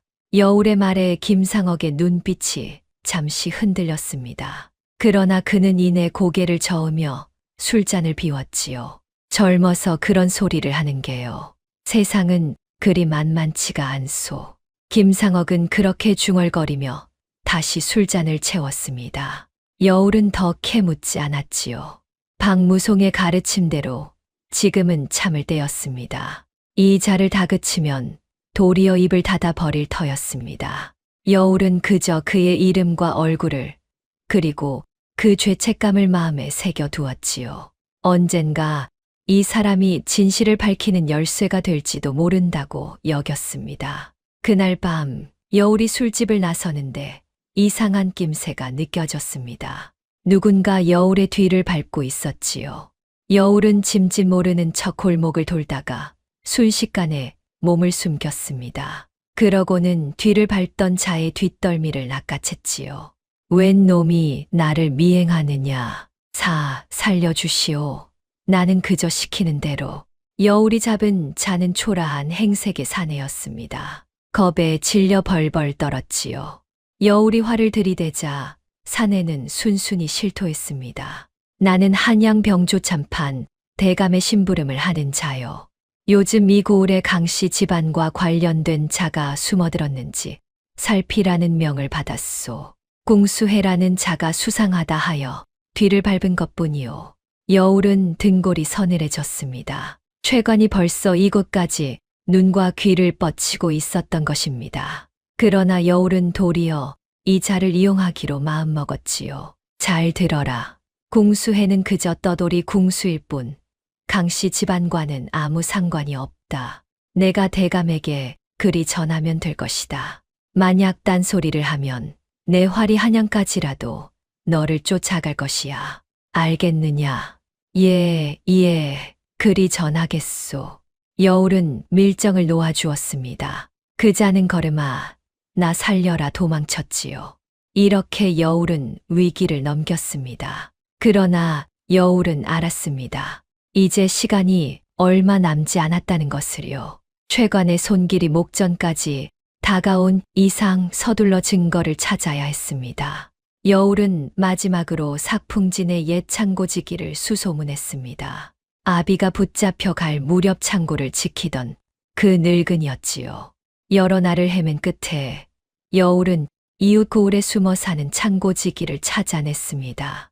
늙은 창고지기는 처음엔 겁을 먹고 입을 열지 않았지요. 그러나 여울이 삭풍진에서 왔다 하자 눈물을 글썽이며 말했습니다. 강만호 나리는 참으로 억울하게 가셨소. 그분은 죄가 없었소. 마지막까지 굴량 장부를 붙들고 계셨지. 그 장부는 지금 어디 있습니까? 한양으로 올린 것은 중간에서 없어졌다 들었소. 허나 나리께서는 신중한 분이셨소. 분명 사본을 하나 더 만들어 어딘가 감추어 두셨을 게요. 그분 성정에 증거를 한 벌만 만들어 두셨을 리가 없소. 어딘가라니 짐작하는 곳이 없으십니까? 글쎄 옳시다. 나리께서 붙잡혀 가기 며칠 전 밤새 등잔불을 켜고 무언가를 베껴 쓰시는 걸 본 적이 있소. 그런데 이튿날 보니 그 문서가 감쪽같이 사라졌지 뭐요. 관아를 다 뒤져도 없었소. 그러니 관아가 아니라 아무도 뒤지지 않을 곳에 숨기신 게 분명하오. 아무도 뒤지지 않을 곳. 그렇소. 역적으로 몰린 집안은 세간을 샅샅이 뒤지기 마련이오. 그러니 나리께서는 관아나 집안이 아니라 뜻밖의 물건 속에 숨기셨을 게요. 사람이 늘 지니고 다니면서도 아무도 의심하지 않을 그런 물건 말이오. 여울의 머릿속에 번쩍 불이 켜졌습니다. 사본이라니요. 아비가 만든 또 다른 장부가 어딘가에 숨겨져 있다는 말이었지요. 사람이 늘 지니고 다니면서도 아무도 의심하지 않을 물건. 여울은 밤새 아비가 남긴 것들을 하나하나 떠올렸습니다. 아비가 마지막으로 여울에게 남긴 것. 목숨처럼 간수하라던 것. 여울의 시선이 천천히 등에 맨 각궁으로 향했지요. 그 순간 여울의 가슴이 미친 듯이 뛰기 시작했습니다. 그날 밤 여울은 산막으로 한다름에 달려갔습니다. 각궁을 품에 안고 등잔불 앞에 앉았지요. 손이 부들부들 떨렸습니다. 여울은 아비가 목숨처럼 간수하라던 그 활집을 뒤집었습니다. 그러고는 바닥에 헝겊을 조심스레 뜯어냈지요. 제발 있어 다오. 헝겊이 벗겨지자 그 안에서 곱게 접힌 종이 한 장이 드러났습니다. 여울은 떨리는 손으로 그것을 펼쳤지요. 빼곡한 글씨가 눈에 들어왔습니다. 아비의 손글씨였습니다. 지난 2해 동안 삭풍진으로 와야 할 군량과 실제로 도착한 군량의 숫자가 나란히 적혀 있었지요. 그리고 그 차이가 얼마인지, 그 문서를 내려보낸 도장이 누구의 것인지까지 낱낱이 기록되어 있었습니다. 병조참판 최관의 도장 말입니다. 아버지, 여울은 종이를 끌어안고 흐느꼈습니다. 아비가 남긴 것은 활만이 아니었습니다. 아비는 딸의 활집 속에 온 집안의 억울함을 풀어줄 진실을 함께 숨겨두었던 것이지요. 이 낡은 활집이 세상에서 가장 안전한 금고였던 셈입니다. 아버지는 이걸 저한테 맡기신 거예요. 제 손이 곧 우리 집이라고 하신 게 바로 이 뜻이었어요. 마침 산막에는 박무송이 있었습니다. 노인은 여울이 찾아낸 장부를 보고 깊은 한숨을 내쉬었지요. 과연 강만호다운 일이로구나. 이런 것을 딸의 활집에 숨겨두다니. 너를 그토록 믿으셨던 게야. 할아버지, 이제 이 장부만 있으면 아버지의 억울함을 풀 수 있는 거지요? 박무송은 잠시 말이 없었습니다. 그러고는 무겁게 입을 열었지요. 쉽지 않을 게다. 이 장부를 조정에 올린들 힘없는 자의 손에서 나온 문서를 누가 믿겠느냐. 도리어 위조라며 몰아붙일 게다. 최관은 나라의 병조참판이야. 이 장부가 진짜임을 밝혀줄 힘 있는 증인이 필요하다. 여울은 문득 한 사람을 떠올렸습니다. 산길에서 목숨을 구해준 그 남색 도포의 사내 심열이었지요. 그 사람이라면 무언가 도움을 줄 수 있을지도 몰랐습니다. 여울은 이튿날 심열을 찾아갔습니다. 그리고 조심스레 물었지요. 날이 만약 어떤 사람이 억울하게 역적으로 몰렸는데 그 무죄를 밝힐 증거를 손에 넣었다면 어찌해야 그 진실을 세상에 알릴 수 있겠습니까? 심열의 눈빛이 순간 날카로워졌습니다. 그 억울한 사람이 누구요? 그건 아직 말씀드릴 수 없습니다. 다만 그 증거가 어떤 높은 벼슬아치의 큰 죄를 밝힐 수 있는 것이라면 그것을 어디에 올려야 안전하겠습니까? 심열은 여울을 오래도록 바라보았습니다. 그러고는 나직이 말했지요. 그런 일은 함부로 아무데나 올려서는 안 돼요. 힘 있는 자의 죄를 밝히는 증거일수록 도중에 사라지거나 도리어 화가 되어 돌아오기 쉽소. 반드시 임금께 직접 닿을 수 있는 사람의 손을 거쳐야 하오. 만약 그런 사람을 만나거든 결코 그 증거를 손에서 놓지 마시오. 그것이 그대의 유일한 방패이자 무기일 테니. 여울은 그 말을 마음에 새겼습니다. 아직 심열이 어떤 사람인지 다 알지 못했지만 어쩐지 이 사람만은 믿어도 될 것 같았지요. 나리, 한 가지만 여쭙겠습니다. 나리는 어찌하여 저 같은 떠돌이 궁수에게 이토록 마음을 써 주십니까? 심열은 잠시 먼 하늘을 바라보았습니다. 세상에는 두 부류의 사람이 있소. 억울한 일을 보고도 모른 척 지나가는 사람과 제 일이 아니어도 발을 멈추는 사람이지. 나는 후자로 살고자 하오. 그대의 눈빛에서 나와 같은 것을 보았소. 억울함을 그냥 지나치지 못하는 눈 말이오. 여울은 가슴이 뜨거워졌습니다. 세상 모두가 등을 돌린 듯한 이때에 이렇게 손을 내밀어 주는 사람이 있다니요. 고맙습니다. 나리, 이 은혜는 반드시 갚겠습니다. 은혜랄 것 없소. 다만 그 증거를 잘 지키시오. 그리고 때가 무르익거든 나를 찾아오시오. 내가 힘닿는 데까지 돕겠소. 여울은 처음으로 희망이라는 것을 품었습니다. 증거를 손에 넣었고 믿을 만한 사람도 만났으니 이제 아비를 구할 길이 열린 듯 싶었지요. 그러나 세상 일은 그리 순탄하지 않았습니다. 여울이 희망에 부풀어 있던 바로 그때 어둠은 이미 여울의 등 뒤로 소리 없이 다가오고 있었으니까요. 한양의 최관에게 밀정의 보고가 올라간 것은 그 무렵이었습니다. 처음에 밀정은 여울이 시킨 대로 궁수해는 강씨 집안과 무관하다 아래였지요. 그러나 최관은 그리 호락호락한 자가 아니었습니다. 그는 밀정의 말에서 이상한 낌새를 챘지요. 강씨 집안과 무관한 떠돌이 궁수가 어찌하여 삭풍진 옛 창고지기를 찾아다녔단 말이냐. 어찌하여 그 궁수가 나에 관한 일을 캐고 다녔단 말이냐.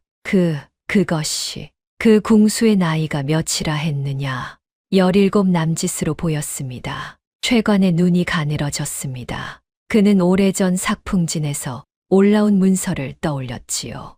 강윤에게는 17 난 막내딸이 하나 있다는 기록이 있었습니다. 그 딸이 활을 유난히 잘 쏜다는 소문도 함께였지요. 막내딸이라 사내로 꾸미고 궁수 행세를 한 게로구나. 강윤, 그 고지식한 자가 딸년에게 무언가를 남겼단 말이지. 최관의 얼굴에서 늘 짓던 웃음이 사라졌습니다. 그는 자리에서 벌떡 일어섰지요. 그 계집을 찾아라. 궁수혜가 곧 강윤의 딸이다. 그년이 무엇을 쥐고 있는지 알아내야 한다. 만약 그 아비가 남긴 장부라도 손에 넣었다면이 일은 보통 큰일이 아니다. 곁에 있던 김상억의 얼굴이 새하얗게 질렸습니다. 궁수혜가 강윤의 딸이라니요. 그렇다면 자신이 며칠 전 술자리에서 마주 앉아 죄책감을 털어놓았던 그 젊은 궁수가 바로 자신이 죽음으로 몰아넣은 사람의 딸이었단 말입니다. 김상억은 손이 떨려 붓을 쥘 수조차 없었지요. 최관이 그런 김상억을 노려보았습니다.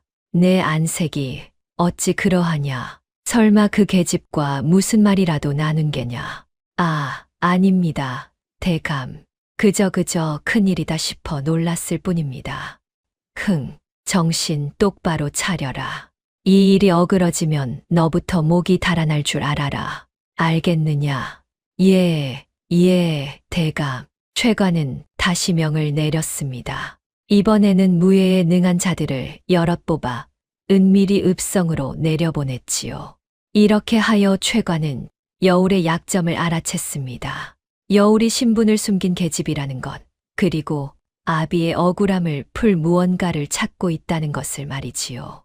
적의 정체를 안 최관은 이제 본격적으로 이빨을 드러내기 시작했습니다. 최관은 먼저 여울의 주변부터 흔들기로 했습니다. 그 자는 사람을 무너뜨리는 법을 잘 아는 자였지요.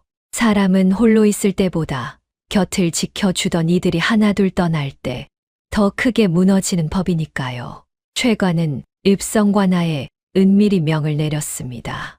궁수혜에게 큰 현상금을 걸고 그가 역적 강윤의 딸이라는 소문을 은근히 퍼뜨리게 한 것이지요. 며칠 지나지 않아 읍성의 인심이 싸늘하게 변했습니다. 어제까지 여울을 우러르던 사람들이 오늘은 역적의 딸이라며 수군거렸지요. 저 궁수혜가 실은 계집이라며 그것도 역적 강씨의 딸이라지 뭔가 어쩐지 수상하더라니.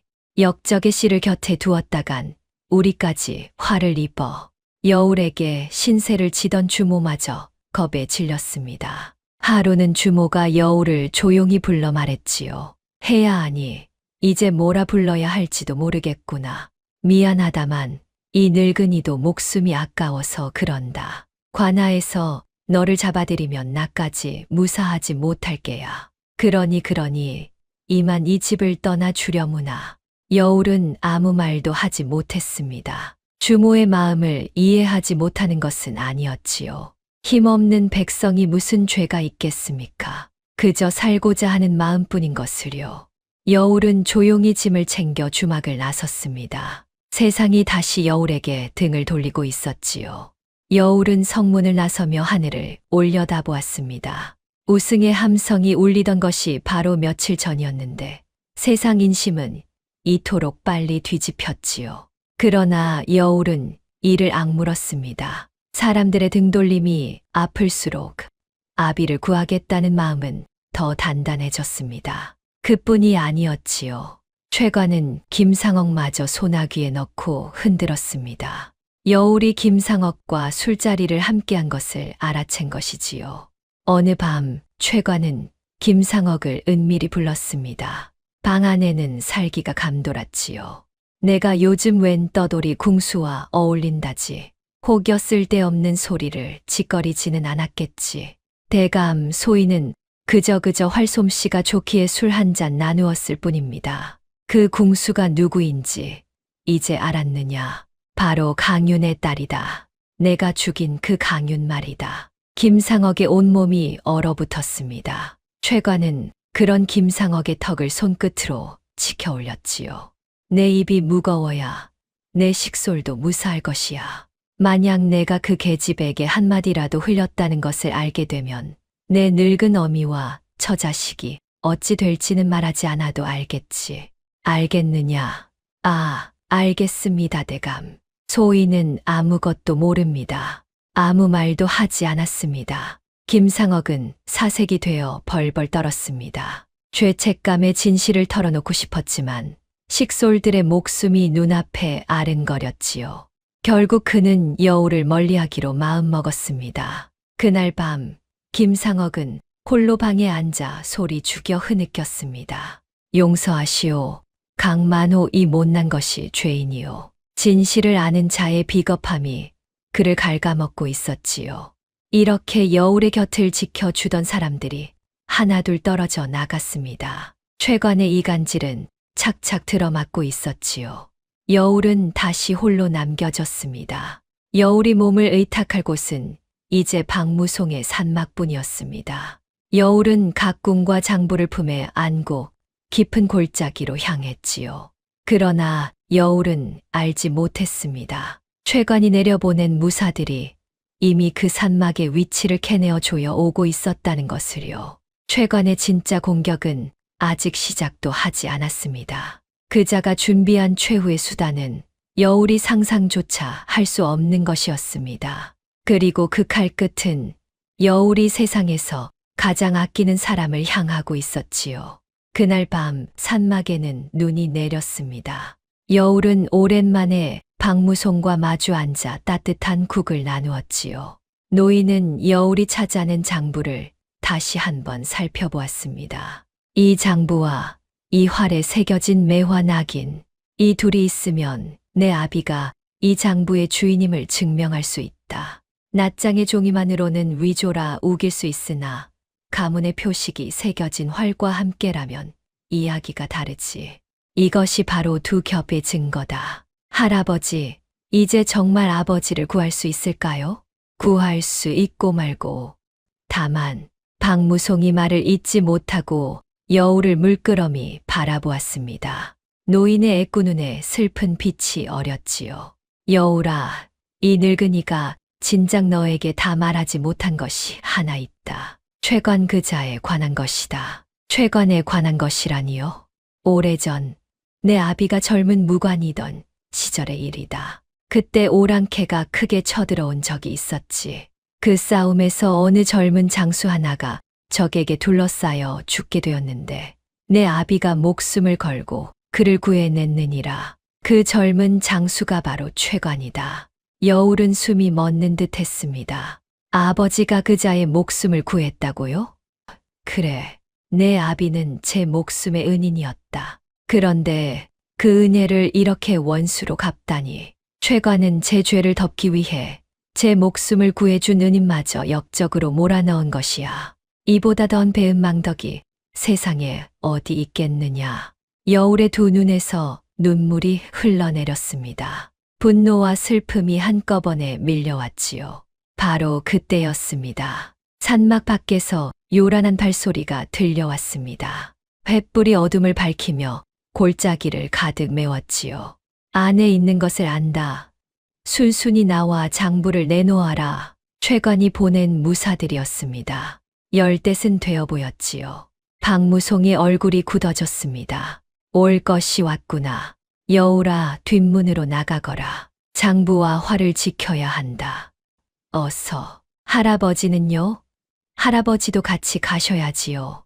이 늙은이가 저들을 막는 동안 너는 달아나야 한다. 어서 가라니까. 박무송은 여울을 뒷문으로 떠밀었습니다. 그러고는 활을 들고 무사들 앞을 막아섰지요. 늙었어도 그 활 솜씨는 여전했습니다. 이 삭풍진의 늙은 사냥꾼 박무송이 여기 있다. 내 화살을 받고 싶은 놈부터 나서라. 박무송의 화살이 어둠을 갈랐습니다. 앞장선 무사가 어깨를 맞고 나뒹굴었지요. 이어진 화살이 또 한 놈의 허벅지를 꿰뚫었습니다. 무사들이 주춤하며 물러섰지요.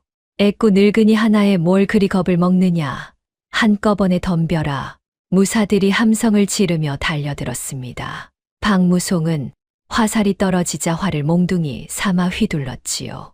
그러나 상대는 너무 많았습니다. 10댓 명의 칼날이 노인 하나를 에워쌌지요.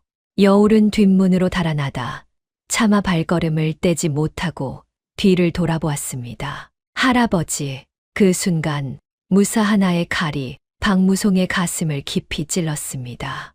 노인의 몸이 천천히 무너져 내렸지요. 여울은 미친 듯이 달려가 노인을 끌어안았습니다. 할아버지, 안 돼요. 할아버지, 정신 차리세요. 여울아 달아나거라. 이 늙은이는 이제 빚을 다 갚았다. 내 아비에게 진 그 빚을 너를 지키는 걸로. 그런 말씀 마세요. 저랑 같이 가요. 네, 할아버지. 할아버지가 없으면 저는 어떡해요. 박무송은 피 묻은 손으로 여울의 뺨을 어루만졌습니다. 그 애꾸 눈에 마지막 온기가 어렸지요. 그러고는 있는 힘을 다해 속삭였습니다. 활은 겨눔이 아니라 참음이다. 지금까지는 참을 때였다. 허나 정말 쏘아야 할 때가 오거든. 그때는 참지 말고 온 힘을 다해 쏘아라. 내 손녀, 내가 우리 강만호 집안이 마지막 화살이니라. 노인의 손이 스르르 떨어졌습니다. 박무송은 그렇게 눈을 감았지요. 세상에서 여울을 손녀처럼 아껴주던 마지막 한 사람이 쓰러진 것입니다. 눈발이 노인의 백발 위로 소리 없이 쌓였지요. 여울이 오열하는 사이 무사들이 여울을 에워쌌습니다. 그들은 여울의 손에서 각궁과 장부를 빼앗아 갔지요. 이것이 그 장부로군. 대감께서 애타게 찾으시던 물건이다. 계집은 죽이지 말고 붙잡아 두라 하셨으니 묶어서 데려간다. 여울은 저항할 힘조차 없었습니다. 아비의 각궁도 목숨 걸고 찾은 장부도 그리고 박무송마저도 한꺼번에 잃어버린 것입니다. 무사들은 여울을 산 아래 낡은 폐가에 가두었습니다. 손발을 묶고 문을 걸어 잠갔지요. 폐가의 차가운 바닥에서 여울은 밤새 흐느꼈습니다. 이제 모든 것이 끝난 듯 했지요. 증거도 빼앗겼고 곁을 지켜주던 사람들도 모두 떠났습니다. 아비는 곧 처형될 것이고 어미는 관노로 늙어갈 것이며 오라비는 생사조차 알 수 없었지요. 무엇보다 자신을 대신해 목숨을 내어준 박무송의 마지막 모습이 눈앞에 어른거려 여울은 가슴이 찢어지는 듯 했습니다.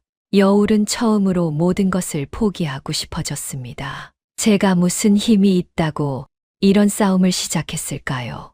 애초에 계집으로 태어난 것이 죄인 것을. 제가 나서지 않았더라면 할아버지도 돌아가시지 않았을 텐데. 아버지, 저는 결국 아무것도 지키지 못했어요. 활도, 장부도, 할아버지도. 저는 정말 아무것도 아니에요. 여울은 무릎에 얼굴을 파묻었지요. 온몸에서 힘이 다 빠져나가는 듯 했지요. 창밖에는 여전히 눈이 내리고 있었습니다. 그 하얀 어둠 속에서 여울은 그저 사라져 버리고만 싶었습니다. 그런데 그 순간 어디선가 아비의 목소리가 들려오는 듯 했지요. 여울이 어릴 적 마당에서 활을 처음 배우던 그날의 목소리였습니다. 사람의 가치는 태어남이 아니라 살아감에 있느니라. 여울은 번쩍 고개를 들었습니다. 그 말이 이제야 온전히 가슴에 사무쳤지요. 계집으로 태어난 것은 죄가 아니었습니다. 중요한 것은 태어남이 아니라 지금 이 순간 어떻게 살아가느냐였습니다. 박무송도 마지막 순간까지 말하지 않았던가요? 내가 우리 강만호 집안의 마지막 화살이라고요. 여기서 포기하면 여울은 정말로 아무것도 아닌 사람이 되고 마는 것이었지요. 그러나 끝까지 싸운다면 비록 계집으로 태어났어도 아비의 억울함을 푸는 사람이 될 수 있었습니다. 그리고 그것이야말로 박무송의 죽음을 헛되지 않게 하는 유일한 길이었지요. 그래, 아버지 말씀이 맞아. 태어남이 나를 정하는 게 아니야. 내가 어떻게 사느냐가 나를 정하는 거야. 할아버지, 지켜봐 주세요. 저는 포기하지 않아요. 여울의 두 눈에 다시 불이 켜졌습니다. 눈물을 닦고 여울은 묶인 손목을 비틀기 시작했지요. 박무송이 가르쳐 준 것이 하나 떠올랐습니다. 사냥꾼은 덫에 걸린 짐승이 어떻게 빠져나오는지를 안다고 했지요.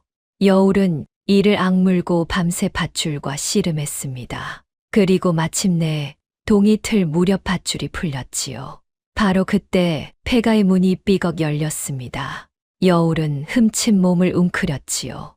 그런데 문틈으로 들어선 것은 무사가 아니었습니다. 남루한 행색의 젊은 사내였지요.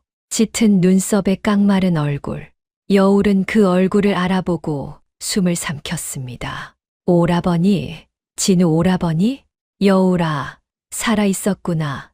이 오라비가 얼마나 너를 찾았는지 아느냐? 죽은 줄로만 알았던 큰 오라비 진우였습니다. 두 남매는 부둥켜 안고 울었지요. 진우는 아비가 붙잡혀 간 뒤 몸을 피해 숨어 지내며 줄곧 여울의 행방을 수소문해 왔다 했습니다. 그러다 궁수해가 강윤의 딸이라는 소문을 듣고 이곳까지 쫓아온 것이었지요. 오라버니 살아 계셨군요. 저는 오라버니마저 잃은 줄 알고 미안하다. 여울아, 이 오라비가 겁쟁이라 그동안 숨어만 지냈구나. 허나 이제는 아니다. 아버지가 남기신 뜻을 이제야 알 것 같으니 말이다. 어떻게 여기를 찾으셨어요? 소문을 들었다. 최관의 무사들이 어젯밤 산막을 쳐서 너를 폐가에 가두었다는 것을. 무사들이 장부를 들고 한양으로 떠난 틈을 타 겨우 들어온 것이야. 여울은 다시 눈물이 났습니다. 장부도 활도 이미 빼앗겼으니까요. 그러나 진우는 품속에서 무언가를 꺼냈습니다. 화살 한 대였지요. 여울아, 아버지가 붙잡혀 가시기 전에 나에게 이것을 맡기셨다. 목숨처럼 지키라고. 때가 오기 전에는 절대 열지 말라고 하셨지. 이제 그 때가 온 것 같구나. 화살이요. 그게 무슨. 진우는 화살대를 조심스레 비틀었습니다. 놀랍게도 화살대의 속이 비어 있었지요. 그 안에서 돌돌 말린 종이 한 장이 나왔습니다. 아비가 손수 적은 밀지였지요. 여울과 진우는 떨리는 손으로 그것을 펼쳤습니다. 거기에는 최관의 죄상이 낱낱이 적혀 있었지요. 언제, 얼마의 군량을 어디로 빼돌렸는지, 그리고 젊은 시절 강윤이 최관의 목숨을 구했던 일까지 그 자리에 함께 있었던 옛 군졸들의 이름과 함께 상세히 기록되어 있었습니다. 이건 아버지가 남기신 또 하나의 증거예요. 장부를 빼앗길 것까지 대비하셨던 거예요. 아버지는 모든 걸 내다보고 계셨어요. 과연 아버지시다. 활집에 장부를 숨기시고 화살에 밀지를 숨기시다니. 우리 남매에게 하나씩 나누어 맡기신 게야. 하나를 빼앗겨도 다른 하나가 남도록. 여울은 밀지를 가슴에 꼭 끌어안았습니다. 절망의 바닥에서 다시 한 줄기 빛이 비쳐든 것이지요. 그러나 밀지 한 장만으로는 부족했습니다. 이것을 임금께 직접 닿게 할 사람이 필요했지요. 여울의 머릿속에 한 사람이 떠올랐습니다. 남색 도포의 사내 심열이었습니다. 오라버니, 저를 도와줄 사람이 하나 있어요. 그 사람을 찾아가야 해요. 이 밀지를 임금께 전할 수 있는 건 그 사람뿐이에요. 두 남매는 폐가를 빠져나왔지요. 동력 하늘이 붉게 물들고 있었지요. 무너졌던 강씨 집안의 마지막 싸움이 이제 막 시작되려 하고 있었습니다. 여울과 진우는 밤낮을 가리지 않고 한양으로 향했습니다. 그리고 마침내 심혈을 찾아냈지요. 여울이 밀지를 내밀며 그간의 사정을 털어놓자 심혈의 얼굴이 굳어졌습니다. 그러고는 놀라운 말을 꺼냈지요. 해안이, 강낭자, 이제 나도 그대에게 밝혀야겠소. 나는 떠돌이 나그네가 아니오. 임금의 밀명을 받아 지방을 살피는 암행어사, 심혈이오. 실은 나 또한 오래전부터 최관의 군량 비리를 쫓고 있었소. 다만 결정적인 증거가 없어 손을 대지 못하고 있었지. 여울은 깜짝 놀랐습니다. 산길에서 목숨을 구해준 그 나그네가 암행어사였다니요. 날이 깨서 암행어사이셨다니. 그렇다면 이 밀지를 임금께 전할 수 있으십니까? 할 수 있소. 허나 그것만으로는 부족하오. 최관은 나라의 병조참판이요. 그 자를 무너뜨리려면 임금 앞에서 그 죄를 낱낱이 증명해야 하오. 마침 사흘 뒤 임금께서 친히 죄인들을 국문하시는 자리가 열리오. 그대의 아비 강윤도 그 자리에 끌려 나온다 하오. 그 자리에서 승부를 봅시다. 여울의 심장이 요동쳤습니다. 사흘 뒤 아비가 처형되기 전 마지막 기회였지요. 심열은 그 사이 흩어진 옛 군졸들과 증인을 은밀히 불러 모았습니다. 그리고 한양으로 향하던 최관의 무사들을 관군을 풀어 붙잡았지요. 무사들이 지니고 있던 각궁과 장부도 되찾았습니다. 이렇게 하여 흩어졌던 증거가 다시 한자리에 모였습니다. 마침내 국문의 날이 밝았지요. 대궐들에는 임금이 친히 자리하고 문무백관이 늘어섰지요. 형틀에 묶인 강윤이 끌려 나왔습니다. 오랜 옥살이의 얼굴은 야위었지만 그 눈빛만은 여전히 형형했지요. 임금이 무겁게 입을 열었습니다. 강윤은 듣거라.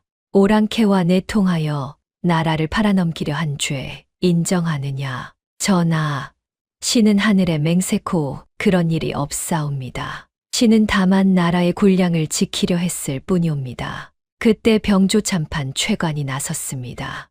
늘 짓던 웃음을 지으며 여유롭게 아뢰었지요. 전하, 저 자의 말을 믿지 마시옵소서.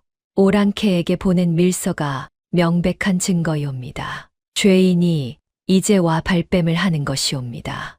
바로 그 순간이었습니다. 대궐문 밖에서 낭랑한 목소리가 울려 퍼졌지요. 전하, 아뢰올 말씀이 있사옵니다. 모두의 시선이 그리로 쏠렸습니다. 한 젊은 처녀가 각궁을 든 채 뜰로 걸어 들어왔지요. 바로 여울이었습니다. 이제 더 이상 사내로 꾸미지 않은 강윤의 막내딸 강여울이었습니다. 그 뒤로 암행어사 심열이 마패를 높이 들고 따라 들어왔지요. 신, 암행어사 심열이옵니다.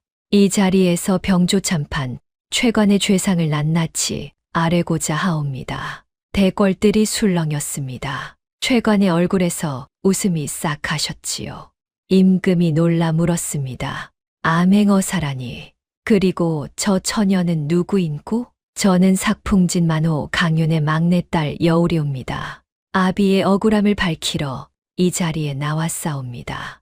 여울의 목소리는 조금도 떨리지 않았습니다. 17 처녀가 나라의 임금과 문무백관 앞에서 병조참판을 향해 정면으로 맞선 것이지요. 최관이 코웃음을 쳤습니다. 역적의 딸이 감히 이 자리가 어디라고 뛰어드느냐.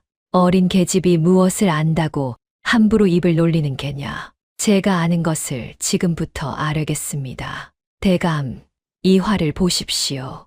활 따위로 무엇을 증명하겠다는 것이냐. 미친 계집의 바라기로다. 최관은 콧방귀를 뀌었습니다. 그러나 여울은 조금도 물러서지 않았지요.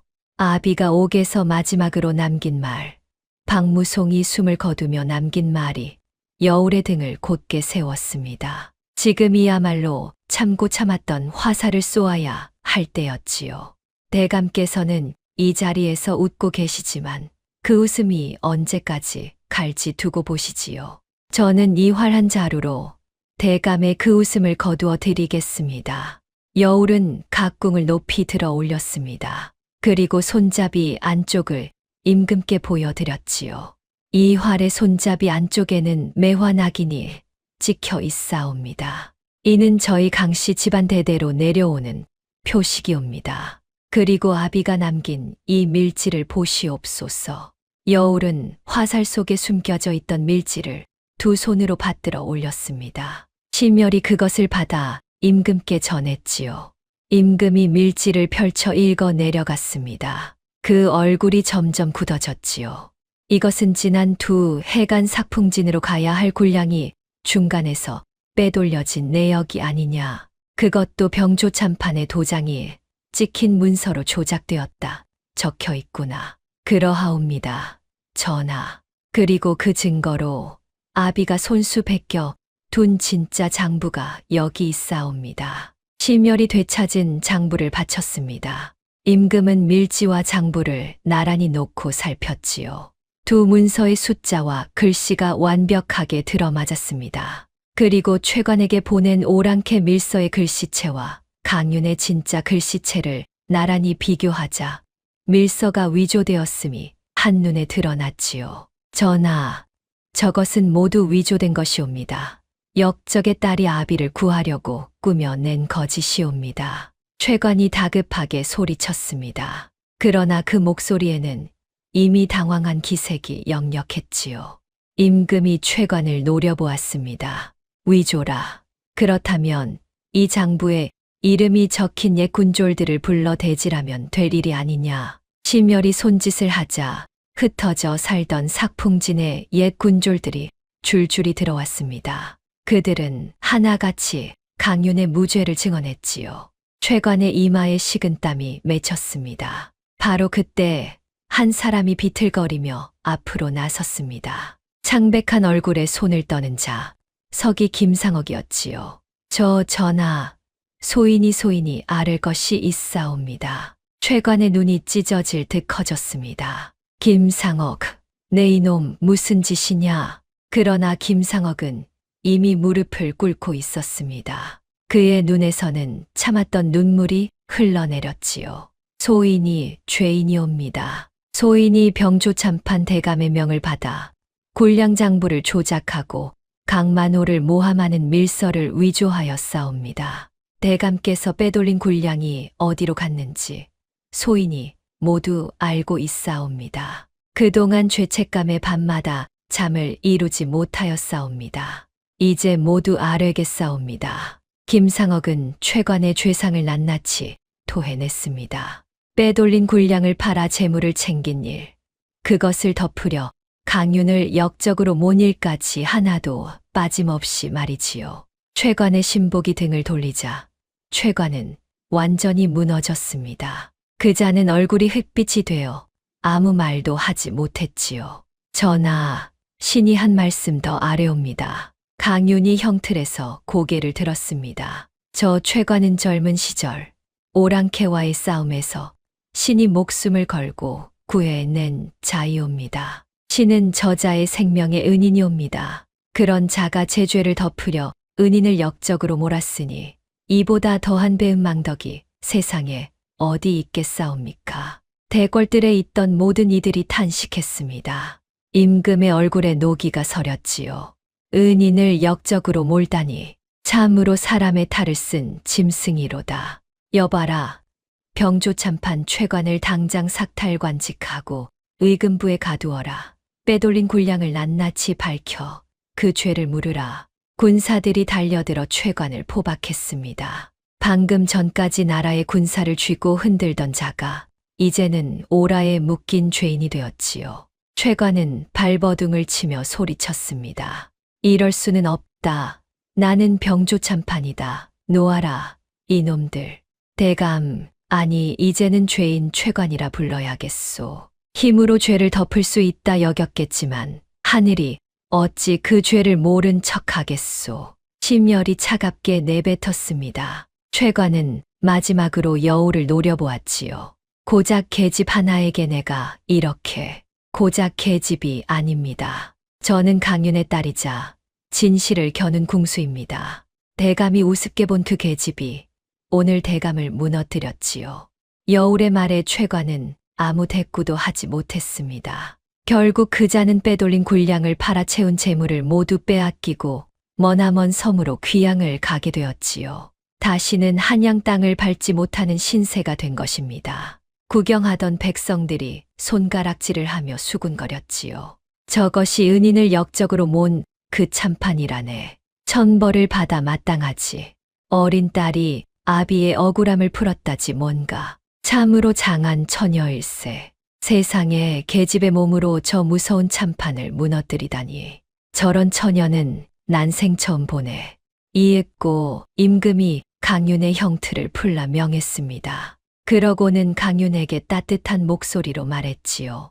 강윤은 듣거라. 과인이 그대의 충심을 알아보지 못하고 하마터면 충신을 잃을 뻔하였구나. 그대의 억울함을 이제 모두 풀어주노라. 삭풍진 만호의 자리를 회복하고 그 공을 높이 사벼슬을 올리노라. 관노로 끌려간 그대의 처도 즉시 풀어주도록 하겠노라. 강윤은 눈물을 흘리며 임금께 큰 절을 올렸습니다. 그리고 딸 여우를 바라보았지요.